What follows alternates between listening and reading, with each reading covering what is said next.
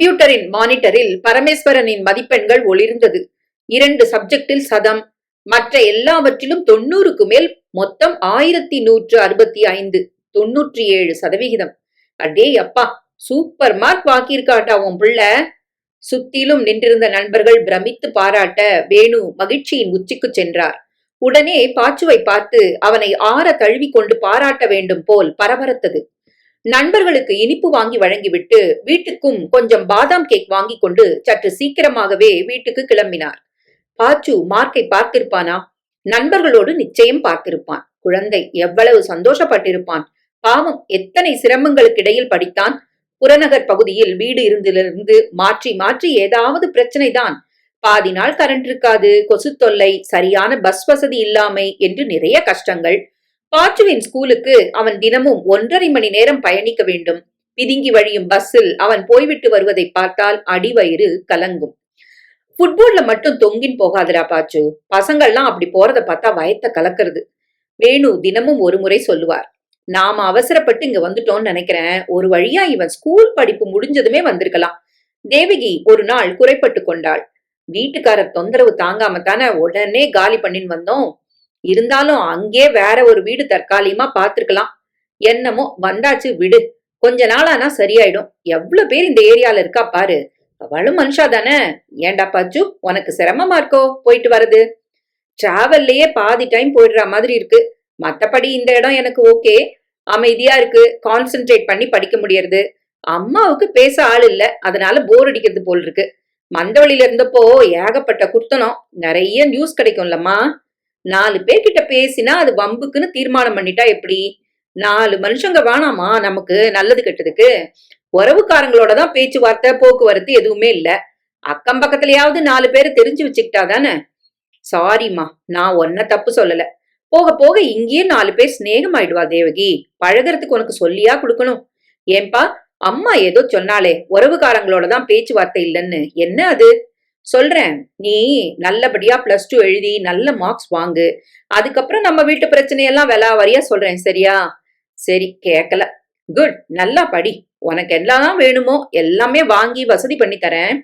Current cut ஆகாம இருந்தா போதும், அதான் என் கவலைப்பா. ஆகாது, அப்பா தைரியம் சொன்னார். ஆனால் அதற்கு நேர்மாறாக நடந்தது. கேபிள் லைனை புடுங்குகிறோம் பேர் வழி என்று ரோடு முழுக்க பள்ளம் நோண்டி வேலை நடக்க சரியாய் பரீட்சை சமயத்திலே பாதி நேரம் கரண்ட் இல்லாமல் போயிற்று. எப்போது வரும் எப்போது போகும் என்றே சொல்ல முடியாது. ஒரு எமர்ஜென்சி லைட் வாங்கிடலாமே, 1000 2000 ஆகுமே, எங்க போறது? வேணு மோவாயை தடவியபடி கவலைப்பட்டார். பிள்ளை படிப்பு முக்கியங்க, என் வளையல கழட்டி தரேன். அத அடமானம் வச்சு பணம் வாங்கி ஒரு எமர்ஜென்சி லைட் வாங்கிருங்க. போன மாசம் தான் அவன் ஸ்கூல் ஃபீஸ்க்காக ஒரு வளையல கொடுத்த, அதையே மீட்க முடியலையாம். போட்டுங்க, தங்கம் போட்டா தானா? கண்ணாடி வளையல் போட்டா ஆகாதா? சரி பாப்போம், அடுத்த மாசம் ஏதாவது அரியர்ஸ் வந்தாலும் வரும். அடுத்த நாள் வளையல் எமர்ஜென்சி லைட் ஆயிற்று. தொடர்ந்து கரண்ட் கட், மின்விசிறி இல்லை, கொசு தொல்லை என்று பல சிரமங்களுக்கிடையில் படித்து இந்த மார்க் வாங்கி இருக்கிறான் குழந்தை என்றால் அவனை மார்போடு அணைத்து கொண்டு உச்சி முகர வேண்டாமா? பஸ் பிடித்து ட்ரெயின் ஏறி ஸ்டேஷனில் நிறுத்தியிருந்த சைக்கிளை மிதித்துக் கொண்டு வீட்டுக்கு போய் சேர்ந்த போது மணி 5:30. சைக்கிள் சத்தம் கேட்டதுமே பாச்சு ஓடி வந்து தாவி அவரை அணைத்துக் கொண்டான். என்ன பேசுவதென்று இருவருக்கும் தெரியவில்லை. தேவகியின் கண்களில் சந்தோஷமும் பூரிப்பும் நீர்த்துளிகளாய் வடிந்து கொண்டிருந்தது. தேங்க்யூடா பாச்சு. வேணு அவன் காதருகில் முணுமுணுத்தார். இவ்ளோ மார்க் நீ எதிர்பார்த்தியா? எதிர்பார்த்தம்பா, கண்டிப்பா 3 சென்டம் வரும்னு நினைச்சினேன். 2 தான் வந்திருக்கு. எதுல என்ன சில்லி மிஸ்டேக் பண்ணனே தெரியல. போனா போட்டும் விடு. இங்க இருந்த கஷ்டத்துல நீ இந்த மார்க் வாங்கியிருக்கே, அதுவே பெரிய விஷயம்தான். ஆபீஸ்ல அத்தனை பேரும் என்னமோ நான் தான் படிச்சு மார்க் வாங்கின மாதிரி என் கைய குலுக்கிட்டு போறா. மேல என்னடா படிக்க வைக்க போற? என்ட்ரன்ஸ் ஏதாவது எழுதியிருக்கானான்னு கேட்டு தொலைச்சுட்டா. எம்பிபிஎஸ் பண்ணணும்னு அவனுக்கு ஆசை. என்ட்ரன்ஸ் எழுதியிருக்கான், கட்சா மாதிரி தான் சொல்லியிருக்கேன். கண்டிப்பா கழிச்சுடும்பா. ஆனா பணம் தான். உன்னால முடியுமாப்பா? பிராங்கா சொல்லணும்னா கஷ்டம்தான். ஆனா உன் படிப்புக்காக எந்த கஷ்டமும் பட நாங்க ரெடி. எனக்கு 2 செட் ட்ரெஸ் இருந்தா போதும்பா. என் செலவையெல்லாம் நானும் குறைச்சுக்கிறேன். வேணு அவனை பரிவோடு பார்த்தார். இந்த வயதில் ஒவ்வொருவர் ஜீன்ஸும் சினிமாவும் கோக்குமாக அல்ட்ரா மாடர்னாக கேர்ள் ஃப்ரெண்டுகளோடு வெட்டிக்கதை பேசி ஊச்சொற்றி கொண்டிருக்க 2 செட் போதும், படிப்புதான் எனக்கு பிரதானம் என்று சொல்கிறான் என்றால் எவ்வளவு நல்ல பிள்ளையை கொடுத்திருக்கிறான் பகவான். இந்த நல்ல குழந்தைக்கு சௌகரியம் செய்து கொடுக்க தன்னிடம் வசதி இல்லாமல் போய்விட்டதே. வேதனைப்பட்டார் அவர். என்னப்பா யோசனை? ஒண்ணும் இல்லடா கண்ணா. வேற ஏதாவது பணக்கார வீட்டுல பிறந்திருந்தா உன்னை தங்க தட்டுல வச்சு ஆராதிப்பால. நல்ல அப்பா அம்மா தான்ப்பா ஒரு பிள்ளைக்கு விலை மதிப்பில்லாத விஷயம். இவ்ளோ அனுசரணையா அன்பா யார் இருப்பா? நாம பணக்காரால ஆயிட்டு போறது. இதுக்கு போய் நாம் வேற வீட்டுல பிறப்பானே. பாச்சு சிரித்தான். அப்படி சொல்லுடா ராஜா. உங்க அப்பாக்கு எப்ப பாரு இது ஒரு பேச்சு. சரி சரி சாப்பிட வாங்க. பிள்ளை பாஸ் பண்ணினதுக்கு வடை பாயசத்தோட சமைச்சு வச்சிருக்கேன். தேவகி உள்ளே போனாள். எல்லாத்தையும் மாடி கொண்டு போயிடு. நிலா வெளிச்சத்துல ஜாலியா சாப்பிடுவோம். நான் போய் கை கால் அலம்பின் வரேன். வேணு பாத்ரூம் பக்கம் போனார். அம்மா சாப்பாட்டு பாத்திரங்களை மாடிக்கு கொண்டு போக பாச்சு அவளுக்கு உதவினான். சின்ன 2-in-1 அப்பாவுக்கு பிடித்த டி.என். கிருஷ்ணனின் வயலின் கேசட்டை பொருத்தி அதையும் மாடியில் கொண்டு வைத்தான். இங்கு வந்த பிறகு பாதி நாள் மாடியில் தான் சாப்பிட்டார்கள். சில்லென்ற காற்று உடலை தழுவ, நட்சத்திரங்களின் கண் சிமிட்டலையும் தென்னை மரங்களின் சலசலப்பையும் ரசித்து பார்த்தபடி பேசிக்கொண்டே சாப்பிடுவது பரமசுகம். அம்மாவும் அப்பாவும் ஒருவரை ஒருவர் சீண்டிக் கொள்வார்கள். பழைய சினிமா பாடல்களை டூயட் பாடுவது போல் பாடுவார்கள். விழிவிரித்து பார்ப்பான் பாச்சு. இப்பொழுதும் அப்படித்தான். அப்பா ஒரு பழைய பாட்டை பாட அம்மாவும் உடன் சேர்ந்து பாடினாள். இப்பவே எப்படின்னா சின்ன வயசுல சிவாஜி சரோஜா தேவி மாதிரினா பாடினீங்களா? பாச்சு கிண்டலாகவும் வியப்பாகவும் கேட்டான். அதை ஏன் கேக்குற? எங்க பக்கத்து வீட்டுக்கு இவ என்னைக்கு குடி வந்தாலோ அன்னைக்கு பிடிச்சது தோஷம் எனக்கு. என்ன தோஷம்? காதல் தோஷம். அப்படின்னா லவ் மேரேஜா நீங்க? பாச்சு நம்ப முடியாத ஆச்சரியத்தோடு கேட்டான். இது அவனுக்கு புதிது. இதுவரை அப்பா அவனிடம் சொல்லாத செய்தி. பாச்சு அப்பாவையே இமைக்காமல் பார்த்தான். பின்ன என்னன்னு நினைச்ச? என்னோட கூட பிறந்தவா 4 பேர் உண்டு. 2 அண்ணா, 2 அக்கா, நான் தான் கடைசி. உன்னோட ஒரு பெரியப்பா ஐஏஎஸ், இன்னொரு பெரியப்பா ஏரோநாட்டிக்கல் இன்ஜினியர். உங்க தாத்தா அந்த காலத்திலேயே சப் கலெக்டரா இருந்து ரிட்டையர் ஆனவரு. எல்லாரும் இவ்ளோ படிச்சு பெரிய உத்தியோகத்துல இருக்கும்போது நீ மட்டும் ஏன்பா வெறும் BA லிட்ரேச்சரோட போறோம்னு நிறுத்திட்ட? பாச்சு இன்னும் அதிக வியப்போடு கேட்டான். என்னோட வாழ்க்கை என் பேருக்கு பின்னால எழுதப்படுற அந்த பட்டங்கள்லயோ, நான் பாக்குற பதவியிலயோ, கட்டுக்கட்டா வாங்குற சம்பளத்திலயோ இல்லன்னு எனக்கு தோணித்து. இப்போ ஒரு பாட்டு வரதே, சத்தம் இல்லாத தனிமை கேட்டேன்னு. அத மாதிரிதான் என் ஆசைகள் மென்மையானது. ரொம்ப லௌகீகமா என்னால இருக்க முடியல. எதை படிச்சா எல்லாரையும் விட அதிக சம்பாதிக்கலான்னு வியாபாரத்தனமா என்னால படிக்க முடியல. அதே நேரம் உலகத்துல இருக்கிற அத்தனை விஷயத்தையும் படிச்சு தெரிஞ்சுக்கணுங்கிற வெறியே எனக்குள்ள இருந்தது.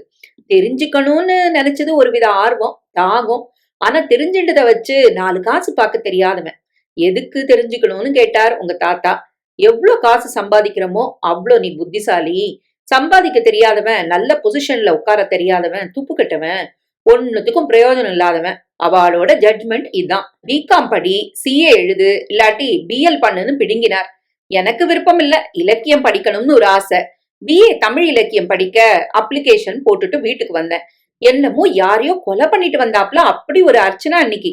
என் மானத்தை இப்படி வாங்கிட்டு வந்து நிக்கிறியேடா படுபாவின்னார் அப்பா. அண்ணாலாம் என்னமோ புழுப்பூச்சிய பாக்குறாப்புல பார்த்தா. நான் யாருக்கும் மசியல. BA தமிழ் 3 வருஷம் முடிஞ்சதும் மறுபடியும் BA இங்கிலீஷ் லிட்ரேச்சரும் போஸ்டல்ல படிக்க ஆரம்பிச்சேன். நீ உருப்பிடவே போறதில்லன்னாரு அப்பா. தமிழ்ல இருக்கிற சுவையெல்லாம் தெரிஞ்சுட்டாப்ல இங்கிலீஷ் லிட்ரேச்சரையும் தெரிஞ்சுக்கணுங்கிற ஆர்வலத்துலதான் நான் படிக்க ஆரம்பிச்சேன். ஆனா அவ இதென்னடா அசட்டு பிசட்டுன்னு கேலி பண்ணி சிரிச்சா. இப்படி எல்லாத்துலயும் அவ எதிர்பார்ப்புக்கு நேர் மாறாதான் என்னால இருக்க முடிஞ்சது. நான் எனக்காக வாழ நினைச்சேன். பெரிய பெரிய லட்சியம் எல்லாம் வச்சுண்டு அந்த லட்சியத்துல ஜெயிக்க வெறி பிடிச்சா மாதிரி உழைக்க போய் என் சின்ன சின்ன சந்தோஷங்களை இழக்க நான் தயாரா இல்ல. என்னை புரிஞ்சுக்க அவளால முடியல. அவ வழிக்கு போகவோ அவளை சந்தோஷப்படுத்தவோ என்னால முடியல. எங்களுக்குள்ள இடைவெளி அதிகமானது. அந்த தோப்புக்குள்ள நான் ஒரு தனிமரமா நின்னேன். அவ எல்லாரோட உலகமும் வசதியானது, ஆடம்பரமானது. எல்நோகம் ரொம்ப எளிமையானது. ஆனா அழகும் அமைதியும் நிறைஞ்சது. அதுக்குள்ள என் புஸ்தகங்களும் இதமான சங்கீதமா ஏகாந்தமா இருந்தேன். சாப்பாடு தூக்கம் போக மிச்ச நேரமெல்லாம் எனக்கு தோண புத்தகங்கள் தான். புஸ்தகம்னா சாதாரண கதை புத்தகம் மட்டும் இல்ல, எல்லா விதமும். கம்யூனிசம் படிப்பேன், கம்பராமாயணமும் அத்துப்படி.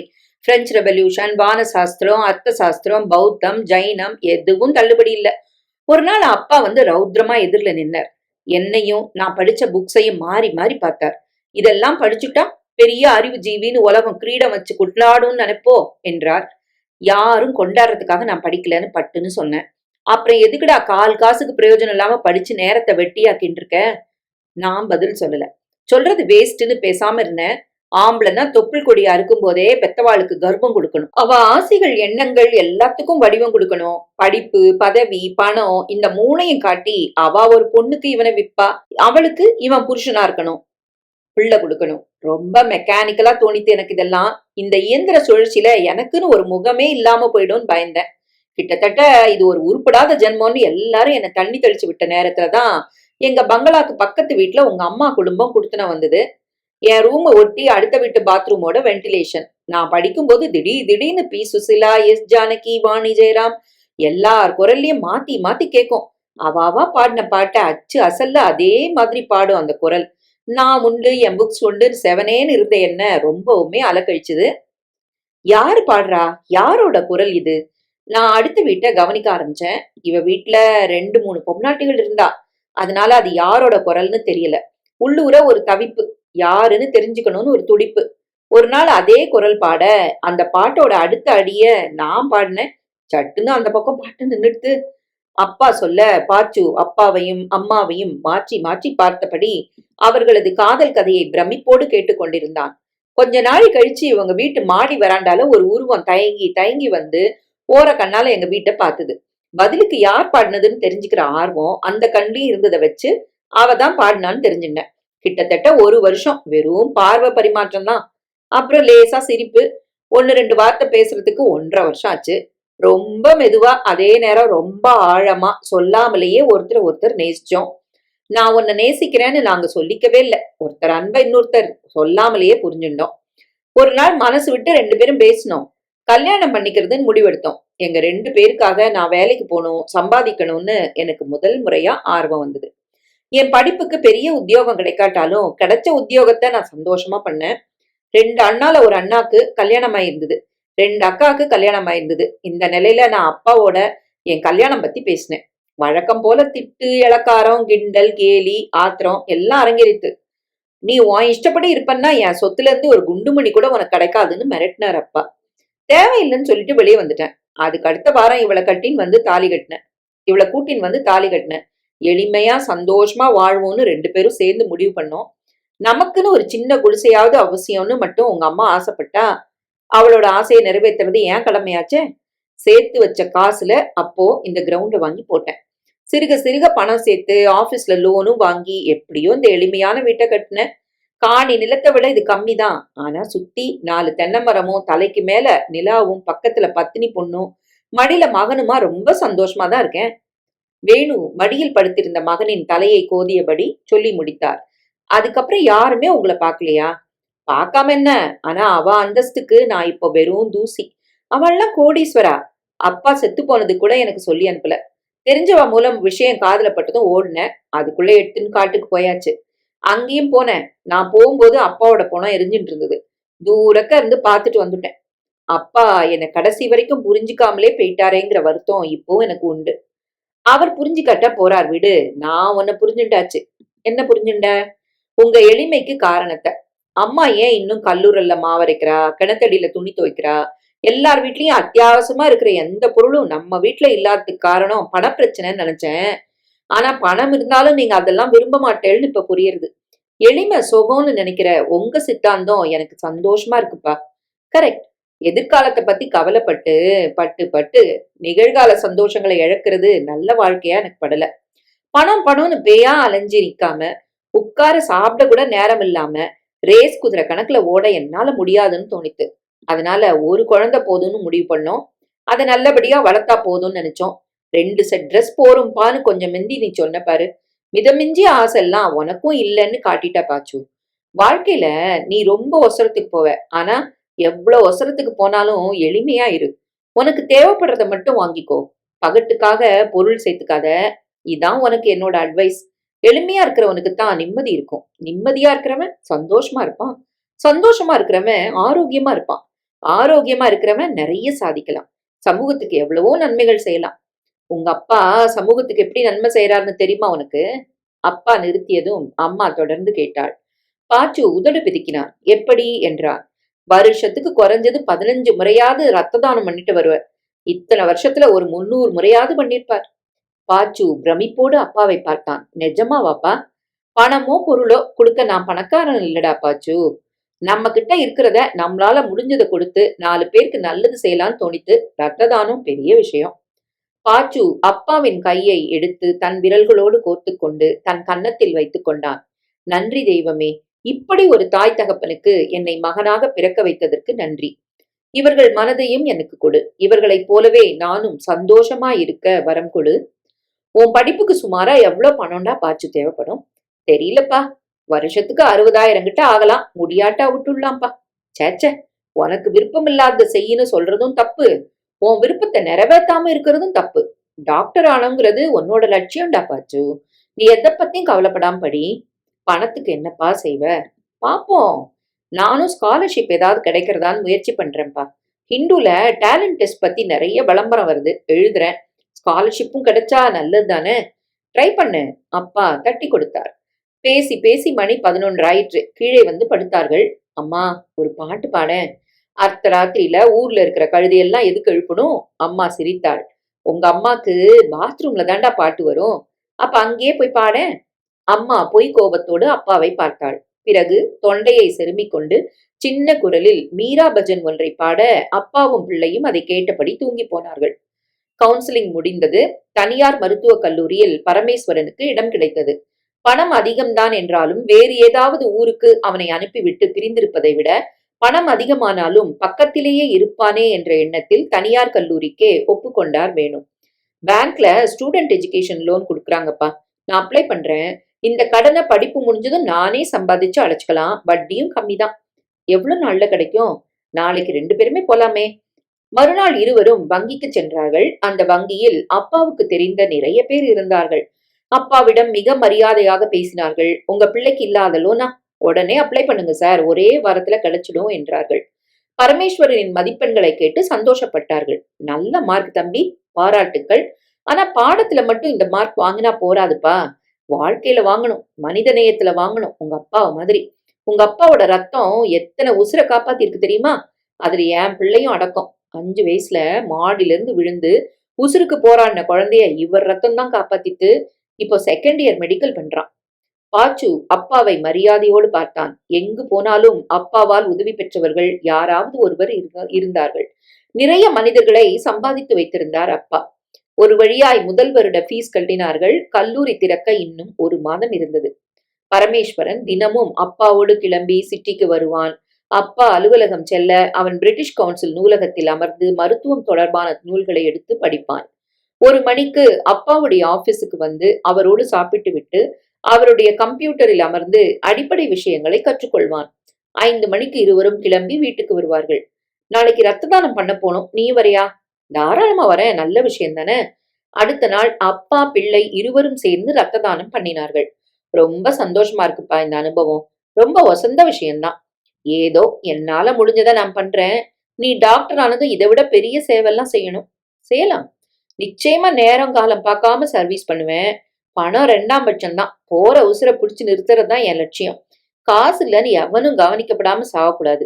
இந்த உலகம் எல்லோருக்கும் சொந்தம். எல்லாரும் இதுல சந்தோஷமா வாழணும். பரமேஸ்வரனின் கண்களில் காருண்யம் ஒளிர்ந்தது. நடு ராத்திரியில் வயிற்றை புரட்டி புரட்டி வலித்தது சலீமுக்கு. தூங்க முடியாமல் எழுந்து உட்கார்ந்தான். அம்மா அசந்து உறங்கிக் கொண்டிருந்தாள். தம்பிகள் தாறுமாறாய் படுத்திருந்தனர். பக்கெட் தூக்கி கொண்டு பொது கக்கூஸ் வரை நடக்க முடியுமா தெரியவில்லை. குடிசைக்கு வெளியில் லேசாய் மழை வேறு தூறிக் கொண்டிருந்தது.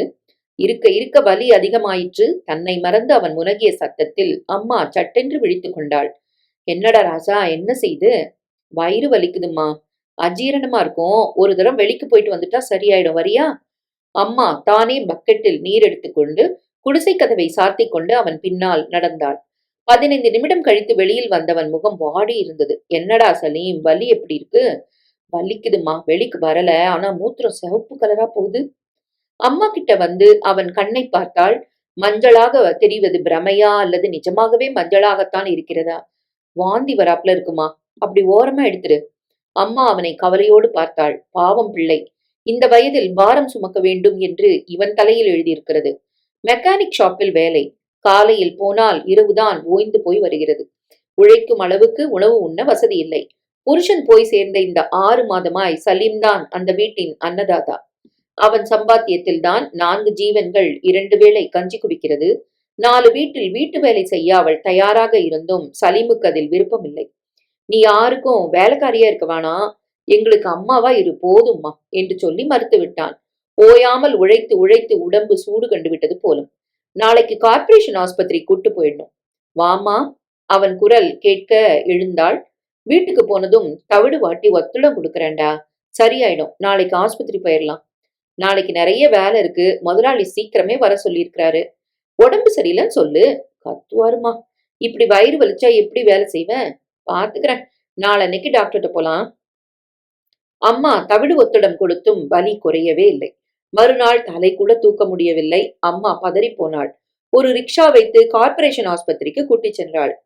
மஞ்ச காமால மாதிரி தெரியுது, பெரிய ஆஸ்பத்திரிக்கு கூட்டிட்டு போய் காட்டுமா. அவர்கள் அனுப்பிவிட்டார்கள். அக்கம் பக்கத்தில் கொஞ்சம் கடன் வாங்கி கொண்டு ஜிஹெச்சுக்கு அழைத்து சென்றாள். ஏம்மா இவ்வளோ ஜாஸ்தியார வரைக்கும் என்ன செஞ்சுட்டு இருந்தீங்க? டாக்டர் அம்மா திட்டிவிட்டு டெஸ்டுக்கு எழுதி கொடுத்தாள். அன்று முழுக்க ஆஸ்பத்திரியிலேயே அல்லாடினார்கள். அந்த டெஸ்ட் இந்த டெஸ்ட் என்று அலைக்கழித்தார்கள். மற்ற 2 பிள்ளைகளின் பசி பற்றிய கவலையோடு முதல் பிள்ளையின் அருகில் இருந்தாள் அம்மா.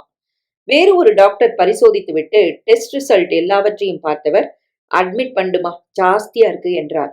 அட்மிட்டா? சலீம் பயத்தோடு அம்மாவை பார்த்தான். என்ன டாக்டர் உடம்புக்கு? முதல்ல போய் அட்மிட் பண்ணு, அப்புறம் சொல்றோம். டாக்டர் போய்விட்டார். வாமா போயிடலாம், இவங்க இப்படித்தான் பயமுறுத்துவாங்க, முதலாளி கத்துவாரு. முதலாவதா நான் இங்க இருந்தா வீட்டுல அடுப்பு இப்படி எரியும், தம்பிங்க வேற பசியோட இருப்பாங்க, வா போலாம். இருடா சலீம், டாக்டர் சும்மாவா சொல்லுவாரு? ஒண்ணு கிடக்க ஒண்ணு எதுனா ஆயிட்டா நீ அட்மிட் ஆயிடு, உன் முதலாளி கிட்ட நான் சொல்லிக்கிறேன். இங்க நர்ஸுங்க எல்லாம் இருக்கிறாங்க, உன்னை கவனிச்சுக்க. உன்னை சேர்த்துட்டு நான் ஒரு நட வீட்டுக்கு போயிட்டு தம்பிங்களுக்கு சோறு பொங்கி கொடுத்துட்டு உனக்கும் எதுனா எடுத்துக்கிட்டு பக்கத்து வீட்டுல விவரம் சொல்லி பசங்களை பாத்துக்க சொல்லிட்டு வந்துடுறேன். அம்மா அவனை சமாதானப்படுத்தி அட்மிட் பண்ணிவிட்டு வீட்டுக்கு கிளம்பினாள். வீட்டுக்கு வரும் வழியில் அவன் முதலாளியை பார்த்து விவரம் சொல்லி 1 வாரத்திற்கு லீவு வேண்டும் என்றாள். லீவெல்லாம் வேணாம், ஒரு வழியா நின்னுட சொல்லு. மனசு வைங்கய்யா. சரி வைக்கிறேன், அடுத்த பிள்ளை அவனுக்கு பதிலா அனுப்பி வை, உனக்கும் காசு வேணும்ல. அது படிக்கிற பிள்ளைங்க, இவனும் தான் படிச்சிட்டு இருந்தான். அப்பன் செத்ததும் படிப்பை நிப்பாட்டல. இவனுக்கு மட்டும் என்ன வயசாகுது? 16 தானே. இவனை விட 2 வயசு தானே அவன் சின்னவன், அனுப்பி வை. இல்லாட்டி அவனும் வரவானா, நான் வேற ஆள் பாத்துக்கிறேன். அம்மா கவலையோடு வீட்டுக்கு வந்தாள். அடுத்தவன் ரஹீம். கவலைய விடுமா என்றான். வேலைக்கு போக ஒப்புக்கொண்டான். நீ அண்ணனை பத்திரமா பாத்துக்க, நான் வீட்டை பாத்துக்கிறேன் என்று தைரியம் சொன்னான். அல்லாஹ் நல்ல குழந்தைகளைத்தான் கொடுத்திருக்கிறார். அந்த வரைக்கும் அவள் பாக்கியசாலிதான். சலீமை எப்போது டிஸ்சார்ஜ் செய்வார்கள் என்று தெரியாது. அதுவரை பட்டினி கிடக்க முடியாது. ரஹீம் வேலைக்கு போனால் தான் சரிப்படும் என்ற நிலையில் வேறு வழியின்றி ஒப்புக்கொண்டாள். 1 வாரம் ஸ்கூலுக்கு போவாட்டி டீச்சர் திட்ட மாட்டாங்கல்ல? மாட்டாங்க, சொல்லிக்கலாம். அம்மா இருந்த அரிசியில் சோறு வடித்து ஒரு புளிக்குழம்பு வைத்தாள். அவர்களை சாப்பிட சொல்லிவிட்டு சலீமுக்கு கொஞ்சம் மோர்ச்சோறு எடுத்துக்கொண்டு கிளம்பினாள். படுக்கையில் சலீமை காணவில்லை. பக்கத்து படுக்கையில் இருந்தவரிடம் விசாரித்தாள். ஏதோ டெஸ்டுக்கு கூட்டு போனாங்க. இந்த கடலில் எங்கே போய் தேடுவது என்ற யோசனையோடு அவன் கட்டிலருகில் கவலையோடு அமர்ந்தாள். 1 மணி நேரம் கழித்து ஒரு வார்டு பாய் சலீமை அழைத்து வந்து விட்டு விட்டு சென்றான். எங்கடா கூட்டு போனாங்க? தெரிலம்மா, என்னென்னமோ மெஷின்லாம் வச்சு டெஸ்ட் எடுத்தாங்க. மஞ்ச காமாலைக்கு இம்மான் டெஸ்டா? ஊசி வச்சு இறக்கிடுவாங்க எங்க ஊர்ல எல்லாம். 3 நாள் தான் சரியாயிடும். இப்பெல்லாம் சின்ன தலைவலிக்கு கூட 1000 டெஸ்ட் எடுப்பாங்க, தெரியாதா? சரி, டாக்டர் பார்த்தாரா? என்ன சொன்னாரு? ஒன்னும் சொல்லல. அவங்களுக்குள்ள இங்கிலீஷ்ல பேசிக்கிட்டாங்க. வெறும் பிரெட் மட்டும்தான் சாப்பிடணும்னு சொல்லி அனுப்புனாங்க. நான் சாப்பாடு கொண்டு வந்திருக்கேன், வானா, பசி இல்ல, கொஞ்ச நேரம் தூங்குறேன். அவன் படுத்தான். அலுப்போடு கண் மூடினான். 2 நாளாகியும் யாரும் அவளிடம் எதுவும் சொல்லவில்லை. மாற்றி மாற்றி டாக்டர்கள் கும்பலாக வந்தார்கள். அவனை பரிசோதித்தார்கள். தங்களுக்குள் பேசிக்கொண்டு போனார்கள். அவர்களிடம் பேசவே பயமாக இருந்தது. 4வது நாள் ஒரு டாக்டர் அவளை தனியே அழைத்து சென்றார். உன் பிள்ளைக்கு என்ன உடம்பு தெரியுமா? யாரும் எதுவும் சொல்ல மாட்டேன்றாங்க டாக்டர். காமாலன்னு தான் சேர்க்க சொன்னாங்க. காமால இருக்கு, அதை விட பெரிய விஷயம் அவன் லிவர் இருக்குல்ல. லிவர்னா கல்லீரல்னு சொல்லுவாங்கல்ல, வயிற்றுக்குள்ள அது ரொம்ப முக்கியமான உறுப்பு. அது கெட்டு போச்சு. உயிருக்கு ஆபத்தான விஷயம் அது. அல்லா, என் பிள்ளைக்கு என்னங்க? அல்லாவை நம்புங்க. அவனுக்கு மாத்து கல்லீரல் ஆபரேஷன் பண்ணா பிழைக்க வாய்ப்பு இருக்கு. சரியான கல்லீரல் கிடைக்க ஏற்பாடு செய்ய சொல்லியிருக்கிறோம். கிடைச்சதும் ஆபரேஷன் பண்ணிடலாம். கிடைச்சிடும் இல்ல டாக்டர், ஒருவேளை கிடைக்காட்டி? ஒவ்வொரு நாளும் ஆபத்து தான். சீக்கிரமே அவனுக்கு பொருத்தமா ஒரு லிவர் கிடைக்கணும்னு அல்லாஹ் வேண்டிக்கங்க.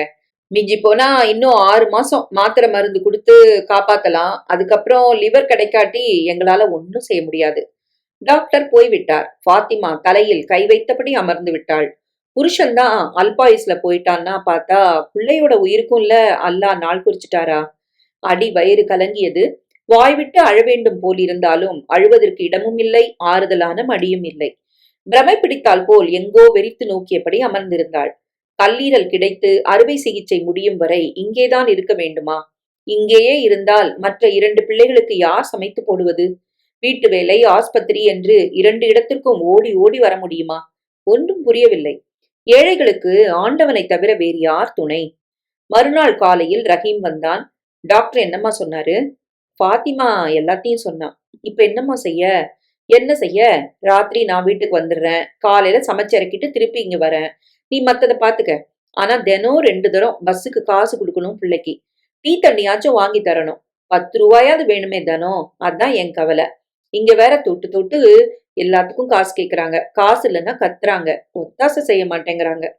முதலாளி கிட்ட அட்வான்ஸ் கிட்ட தருவாரா? அட்வான்ஸ்னு கேட்காத, அண்ணனோட சம்பளத்தை கொடுத்தா உதவியா இருக்கும்னு சொல்லி கேட்டுப்பாரு. காசு இல்லாதவங்களுக்கு ஏம்மா கஷ்டத்துக்கு மேல கஷ்டம் வருது?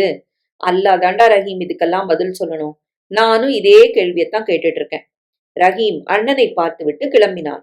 இளம் வயதில் குடும்ப பாரம் என்பது அந்த குடும்பத்தின் தலைவிதியா? எதை பத்தியாவது நீ கனா கண்டுட்டு இருக்கியாப்பா? சாப்பிடும்போது திடீரென்று கேட்டான் பாச்சு. கனான்னா ஏதாவது கனவு வந்திருக்கான்னு கேக்குறியா? இல்ல முழிச்சுக்கிட்டே கனவு காண்றத பத்தி கேக்குறியா? டாக்டர் ஆகணுங்கிறது என் கனவு இல்லையா? அந்த மாதிரி. கனவுன்னு பெருசா ஒண்ணும் இல்லடா பாச்சு. நான் நிகழ்காலத்துக்கு முக்கியத்துவம் கொடுக்கறவன். இன்னைக்குங்கிறது பயனுள்ளதா திருப்தி நிறைஞ்சதான் கழியணும்னு நினைக்கிறவன். இந்த முரண்பாடு தானே எல்லாருக்கும் என்ன வெறுத்து ஒதுக்க காரணமாச்சு. ஆனா எனக்கே ஒரு ஆச்சரியம். இப்ப எனக்கும் ஒரு கனவு இருக்கு. என்ன அது? Doctor Parameswaran MBBS MS FRCS புரியுறதா? அவர் நிறுத்திவிட்டு அவனை பார்த்தார். புரியுறதுப்பா. உங்க ஆசை நிச்சயம் நிறைவேறும். என் தொழில்ல நான் பேரும் புகழும் அடைவேன். பாச்சு நம்பிக்கையோடு சொன்னான். அடையணும்டா. முக்கியமா ஏழைகள் எல்லாம் உன் பேர் சொல்லி வாழ்த்தணும். ஒரு உயிரை கூட அநியாயமா சாக விடக்கூடாது. சித்திரகுப்தன் தான் கணக்க ஒன்னால மாத்தி எழுதணும். இது பேராசை. அம்மா குறுக்கிட்டு சொன்னாள். டாக்டருக்கு மேல பெரிய டாக்டர் அவன்தான். மனுஷனோட ஆயுள் அவன் தீர்மானப்படிதான். நீ உன் கடமையை செய்டா பாச்சு. மத்தத கடவுள் பார்த்துப்பான். பிள்ளை எல்லா படிப்பும் முடித்து பிராக்டிஸ் ஆரம்பித்து விட்டார் போல அம்மாவும் அப்பாவும் பேசிக்கொள்ள பாச்சு சிரித்தான். அவன் சிரித்ததின் காரணம் உணர்ந்து அவர்களும் சிரித்தார்கள். அது சரி, உன் முதல் நாள் அனுபவம் எப்படி? அதை சொல்லவே இல்லையே. சொல்லும்படியா ஒண்ணும் இல்ல. நிறைய பேரை அறிமுகப்படுத்தின. Girl friends கிடைச்சாளா? அம்மா கிண்டலாக கேட்டாள். நான் கெட்டது போராதாக்கும். அப்பா அதற்கு கிண்டலாக பதில் கேள்வி கேட்டார். அம்மா அழகு காட்டினாள். நிஜமாத்தான் கேக்குறேன்டா பாச்சு. நீ லவ் கிவ்வெல்லாம் பண்ணுவியா? என்ன என் பிள்ளையாச்சே, என் கதையும் வேற உனக்கு தெரியும். பண்ணுன்னு நீங்களே சொல்லி கொடுப்பீங்க போல இருக்கு. நீ ஒழுங்கா படிடா பாச்சு. போறோம். ஏம்மா லவ் கெட்ட விஷயமா? கெட்ட விஷயம் இல்ல. ஆனா அதுக்கு வயசு இருக்கு. உங்க அம்மாக்கு பயம் வந்துடுத்துடா பாச்சு. பயம் எல்லாம் ஒண்ணுமில்ல. உன்னால ஒரே நேரத்துல 2 வேலையும் வெற்றிகரமா செய்ய முடியும்னா செய். யார் வாண்டான்னாங்க? சரிதான். இப்போ இந்த மேட்டர் ரொம்ப அவசியமா? லவ் எல்லாம் இயற்கையா வரணும்மா. எல்லாரும் பண்றாங்கன்னு வலுக்கட்டாயமா யார் மேலேயாவது ஏற்படுத்திக்க முடியாது. கோலாருக்கே தங்கம் கொடுக்கறாண்டி உன் பிள்ளை, வாங்கிக்கோ. பாச்சு பக்கென்று சிரித்தான். அதானே, லவ் பத்தி உங்களுக்கே சொல்றேன் பாருங்க. தலையில அடித்துக் கொண்டான். சரி அதை விடு. பஸ் எல்லாம் ஒழுங்கா கிடைக்கிறது இல்ல? போயிட்டு வர கஷ்டமா இருக்கா? நம்ம ஏரியால செகண்ட் இயர் ஸ்டூடெண்ட் ரவிக்குமார்னு ஒரு பையன் இருக்கான்ப்பா. அவன் பைக் வச்சுட்டு இருக்கான். தினமும் வண்டியிலே போயிடலாம் வந்துடும்னு சொல்லியிருக்கான். 4 நாள் கூட்டிட்டு போயிட்டு 5ஆம் நாள் சொல்லி காட்டாம இருக்கணுமே. இல்லப்பா, நல்ல டைப் தான். அப்படி ஏதாவது சொன்னா பஸ்ல போறேன் அவ்வளவுதானே. ஜாக்கிரதையா போயிட்டு வரணும். பெட்ரோல் செலவுல பாதி குடுத்துடுறேன்னு சொல்லு. அதெல்லாம் வாங்கிக்க மாட்டான். பாச்சு எழுந்து கை கழுவினான். அவன் போனதும் அம்மா அப்பாவை பார்த்தாள். ஒரு விஷயம் சொல்லணுமே. என்ன? கரண்ட் பில் கட்ட நாளைக்கு கடைசி நாள். ஓ, அது மறந்தே போச்சே. காசு இருக்கா? இல்லையே, வீட்டு செலவுக்கே கைய கடிக்கும் போல இருக்கே. என்ன செய்யலாம்? கரண்ட புடுங்கிட்டா கஷ்டமாயிடுமே. பாக்குறேன். வேணு யோசனையோடு எழுந்தார். பாச்சுவின் புத்தகங்கள், புது டிரெஸ் என்று செலவு நிறைய ஆகியிருந்தது. எப்படியாவது சமாளிக்கத்தான் வேண்டும். சற்று நேரத்தில் அடுக்களை வேலைகள் முடிந்து அவர் அருகில் வந்து அமர்ந்தாள். எனக்கு ஒரு யோசனை தோன்றது. என்ன? நீங்க ஒத்துக்கிறதுனா சொல்றேன். பீடிகா பலமா இருக்கு, சொல்லு. வீட்ல இருந்தே நானும் 4 காசு சம்பாதிச்சா நம்ம வீட்டு செலவுக்கு உதவியா இருக்காது? எப்படி சம்பாதிப்பேன்? எனக்கு எவ்வளோ விஷயம் தெரியும். குக்கரி கிளாஸ் எடுக்கலாம், ஒயர் பேக், கண்ணாடி ஓவியம், ஜூஸு, தையல், பொம்மை பண்றது, வால் ஹேங்கர்ஸ், இப்படி எத்தனையோ விஷயம் தெரியுமே. அதெல்லாம் சொல்லிக் கொடுக்க ஆரம்பிச்சா அட்லீஸ்ட் கரண்ட் சார்ஜும் கரிகா செலவும் சமாளிக்க முடியாது. நமக்கு தெரிஞ்சத 4 பேருக்கு கத்துக் கொடுக்கறது நல்ல விஷயம். நல்ல விஷயத்துக்கு யாராவது காசு வாங்குவாளா? அது சரி. ஒரு பையனை டாக்டர் ஆக்குறது கூட நல்ல விஷயம்தான். உங்க பிள்ளை படிக்கிற மெடிக்கல் காலேஜ்ல எதுக்கு ஃபீஸ் வாங்குறாங்களாம்? போய் கேட்டு வாங்க. வேணு சிரித்தார். என்னமோ செய் என்றார். செய்யத்தான் போறேன். காசுக்கு காசு, 4 பேரோட நட்பும் கிடைச்சிடும். அம்மாவும் அப்பாவும் பேசிக்கொண்டது அரைகுறை தூக்கத்தில் இருந்த பரமேஸ்வரனின் காதுகளில் கேட்டது. குடும்பம் என்பது புனிதமான கனமான அழகிய தேர். எல்லோரும் சேர்ந்தால்தான் தேர் இழுக்க முடியும். தேர் வடத்தை தானும் பிடித்து இழுப்பது என்று முடிவு செய்தான் அவன். தனக்கு என்ன தெரியும், எப்படிப்பட்ட வேலை கிடைக்கும் என்று யோசித்தான். மறுநாள் ஹிந்துவில் ஆங்கில பதிப்பகம் ஒன்றிற்கு பகுதி நேர ப்ரூஃப் ரீடர்கள் தேவை என்று சின்ன வரி விளம்பரம் ஒன்று வந்திருந்தது. போன் நம்பர் கொடுத்திருந்தார்கள். ஒரு பொது தொலைபேசி மூலம் பேசினான் பரமேஸ்வரன். தான் மெடிக்கல் கல்லூரியில் படிப்பது பற்றி சொன்னான். தன் குடும்ப நிலவரம் பற்றியும் சொன்னான். நேரில் வரச் சொன்னது எதிர்முனையில் பேசிய குரல். அன்று மாலையே சென்று பார்த்தான். அவனது தோற்றமும் குணமும் பொறுப்பும் அந்த மனிதரை கவர்ந்தது. அவனுக்கு உதவ வேண்டும் என்று தீர்மானித்தார். சாதாரணமா இங்கதான் ப்ரூஃப் திருத்தணும். ஆனா நான் சொல்ற நேரம் உனக்கு சரிப்படாது. அதனால உனக்காக கொஞ்சம் விதிகளை தளர்த்துறேன். நீ உன் வீட்டுக்கே கொண்டு போய் ப்ரூஃப் பார்க்கலாம். ஆனா பக்கங்கள் தொலைஞ்சா நீதான் பொறுப்பு. சரியா? சம்மதம் சார். உன் உழைப்புக்கேத்த ஊதியம் உனக்கு நிச்சயம் கிடைக்கும். அவன் நன்றி சொல்லிவிட்டு மகிழ்ச்சியோடு கிளம்பினான். கல்லூரியிலிருந்து 20 நிமிட வாகன பிரயாண தூரத்தில்தான் அந்த பதிப்பகம் இருந்ததால் போவதும் வருவதும் சிரமம் இருக்காது. 4 நாட்கள் கழித்துதான் அப்பா அந்த புத்தகங்களை பார்த்தார். என்னடா இதெல்லாம்? ப்ரூஃப் திருத்துறேன்பா. என்ன சொல்ற? பாச்சு விவரமாய் சொல்ல வேணு நெகிழ்ந்து போனார். என்ன சொல்வதென்று புரியாமல் மௌனமாய் அவன் கேசம் கோதினார். இப்பவே எதுக்குடா பாச்சு, நான் பாத்துக்க மாட்டேனா? இது ஒன்னும் சிரமம் இல்லப்பா. அப்பா அந்த புத்தகங்களை எடுத்து புரட்டினார். எல்லாம் ஆன்மீக விஷயங்களாகவே இருக்கவே இன்னும் ஆர்வத்தோடு படித்தார். ப்ரூஃப் திருத்துவதில் அவரும் அவனுக்கு உதவினார். ப்ரூஃப் திருத்தியபடியே இருவரும் நிறைய விஷயங்கள் விவாதிப்பது வழக்கமாயிற்று. வீட்டின் 3 ஜீவன்களும் தனக்கு தெரிந்த வழியில் உழைத்தன. தேவகியின் பகல் பொழுது கலகலப்பாய் சென்றது. அக்கம் பக்கம் 7-8 பெண்கள் விஷயம் சொன்னதுமே ஆளுக்கு ஒரு வகுப்பில் சேர்ந்து விட்டனர். நியாயமான கட்டணம் தான் வாங்கினாள். அதுவே அவர்களுக்கு அவளை பிடித்து போக காரணமாயிற்று. தவிர கனிவான பார்வை, இதமான பேச்சு எல்லாமே நிறைய பேரை கொண்டு வந்து சேர்த்தன. அப்படி இப்படி என்று பாடுபட்டதில் 1ஆம் தேதியன்று வேணுவின் சம்பளம் தவிர 2000 ரூபாய் கூடுதலாக கையில் இருந்தது. தன் வருமானத்தையும் கொண்டு வந்து கொடுத்த பிள்ளையை தோளோடு அணைத்துக் கொண்டார். நிறைய உழைச்சிட்டடா கண்ணா. கொஞ்சம் ரிலாக்ஸ்டா ஏதாவது சினிமாக்கு போயிட்டு வரதானே ஃப்ரெண்ட்ஸோட. நானே உங்ககிட்ட கேட்கணும்னு இருந்தேன்ப்பா. என்ன சினிமா? நீயே சொல்ல, எதுக்கு போலாம்? 3 மணி நேரம் ரிலாக்ஸ்டா சிரிச்சிட்டு வர மாதிரி ஏதாவது காமெடி படத்துக்கு போயிட்டு வாயேன். நீ வரலையா? நீ மட்டும் போயிட்டு வாயேன் ஜாலியா. அப்பா ஒரு 100 ரூபாய் தாளை எடுத்து அவனிடம் கொடுத்தார். எதுக்கு 100 ரூபா? வச்சுக்கோ, இன்டர்வல்ல ஏதாவது கூல் ட்ரிங்க்ஸ் குடி. தனியா போ, போர் அடிக்குமே. எங்க போனாலும் சுத்தி இருக்கிறவாள சிநேகிதப்படுத்திக்க பழகிட்டோம்னா தனிமை தொலைஞ்சு போயிடும். காலேஜ்ல உனக்கு எப்படி ஃப்ரெண்ட்ஸ் கிடைச்சா? கிளம்பு. தியேட்டர்லயும் யாராவது கிடைப்பா. யார் கண்டா பளிச்சுன்னு அழகா ஏதாவது பொண்ணு கூட ஃப்ரெண்ட் ஆனாலும் ஆகலாம். அப்பா கண்ணடித்து சிரித்தபடி அவனை அனுப்பி வைத்தார். புதிதாய் ரிலீஸ் ஆகியிருந்த நகைச்சுவை படத்திற்கு வந்தான். கும்பல் அதிகமாக இருந்தது. டிக்கெட் கிடைக்குமா என்று தெரியவில்லை. அப்பா வாயில் சர்க்கரை தான் கொட்ட வேண்டும். மருத்துவக் கல்லூரியில் பார்த்த முகம் ஒன்று பெண்கள் கியூவில் நின்றிருந்தது. அவளும் முதல் வருடம்தான். அவனை பார்த்து சிரித்தாள். டிக்கெட் வாங்கி தரணுமா என்றால் சைகையில் ப்ளீஸ் என்றான். சரி வாங்கி தரேன், வெயிட் பண்ணுங்க. பரமேஸ்வரன் கிட்டே போய் டிக்கெட்டுக்கு காசு கொடுத்து விட்டு வந்து சற்று தள்ளி நின்றான். 10 நிமிடம் கூட ஆகியிருக்காது. மறுபடியும் அந்த பெண்ணிடம் சென்றான். மன்னிக்கணும், எனக்கு டிக்கெட் வேண்டாம், அந்த பணத்தை தந்துருங்க ப்ளீஸ். ஏன், கிடைச்சிருச்சா? இல்ல, சினிமா பார்க்கல, வேணாம். அவன் ரூபாய்க்கு கை நீட்ட அவள் திகைப்போடு ரூபாயை திருப்பி கொடுத்தாள் அவனிடம். என்னடா இவ்வளவு சீக்கிரம் வந்துட்ட? வீட்டுக்கு முன்னால் கயிற்றுக்கட்டலில் விச்சிராந்தியாய் படுத்திருந்த அப்பா அவனை பார்த்ததும் வியப்போடு எழுந்து அமர்ந்தபடி கேட்டார். பாச்சு அவர் அருகில் வந்து அமர்ந்தான். டிக்கெட் கிடைக்கலையா? கிடைச்சிருக்கும், ஆனா திடீர்னு மூடு மாறிட்டு, அதான் சினிமா வானான்னு வந்துட்டேன். என்னடா ஆச்சு? நீ சொன்னாப்லயே அங்க எங்க ஸ்டூடெண்ட் ஒருத்திய லேடிஸ் கியூல பார்த்தேன். டிக்கெட் வாங்கி தரேன்னா காசு அவட்ட கொடுத்துட்டு தள்ளி வந்து நின்னேன். இடுப்ப யாரோ சொரண்ணா மாதிரி இருந்தது. திரும்பினா 7 வயசுல 4 வயசுல 2 பையங்க. சாப்பிட்டு 2 நாளாச்சுன்னா பசி காத அடைக்குதுன்னா ஆளுக்கு 2 இட்லி வாங்கித்தானான்னு கெஞ்சித்து. காசு தரவா? வாண்டான்னா, காசு வாங்கினா அம்மா புடுங்கிக்கும், சோறு போடாது. எதுனா வேலை செஞ்சு 4 காசு சம்பாரிச்சுட்டு வந்தாதான் சோறுன்னு அனுப்பிச்சாங்க. எந்த வேலையும் கிடைக்கல. வீட்டுக்கு போனா சோறு இருக்காதுன்ன. அவ்ளோ மோசமா உங்க அம்மா? அது அம்மா இல்ல சித்தி. அம்மா செத்துடுச்சு. சித்தி எதுக்கெடுத்தாலும் அடிக்கும். நாங்க பொய் சொல்லலண்ணா, சத்தியமா. எனக்கு கூட பரவாயில்ல, தண்ணி குடிச்சுக்கிறேன். தம்பி பாவண்ணா. இவனுக்கு மட்டுமாச்சும் 2 இட்லி நீயே கூட வந்து வாங்கி கொடுண்ணா. நாங்க பசின்னு பொய் சொல்லலண்ணா, நிஜமாவே பசி. இந்த வயதில் பசியா? பாச்சு உருகி போனான். அந்த பசங்க கண்ணுல பசி மயக்கம் தெரிஞ்சுதுப்பா. 2 இட்லில அது தீரும்னு தோணல எனக்கு. அந்த 2 பேரையும் கூட்டின்னு போய் வயிறு நிறைய ஆகாரம் வாங்கி கொடுத்தா அதுகள் எவ்வளோ சந்தோஷப்படும்னு தோணித்து. நான் சினிமா பாக்குற சந்தோஷத்தை விட அது பெரிய சந்தோஷம் பட்டுது. நேத்து அதுகள் வயிறு யாரால நிறைஞ்சதோ, நாளைக்கு யாரால பசி அடங்க போறதோ. இன்னைக்கு எனக்கு அந்த வாய்ப்பு கிடைச்சிருக்கிறதா தோணித்து. டிக்கெட் காசை திரும்ப வாங்கிட்டு அந்த பசங்களை கூட்டின்னு போய் பக்கத்துல இருந்த ஒரு பிளாட்ஃபார்ம் ஃபாஸ்ட் ஃபுட் கடைக்கு போனேன்.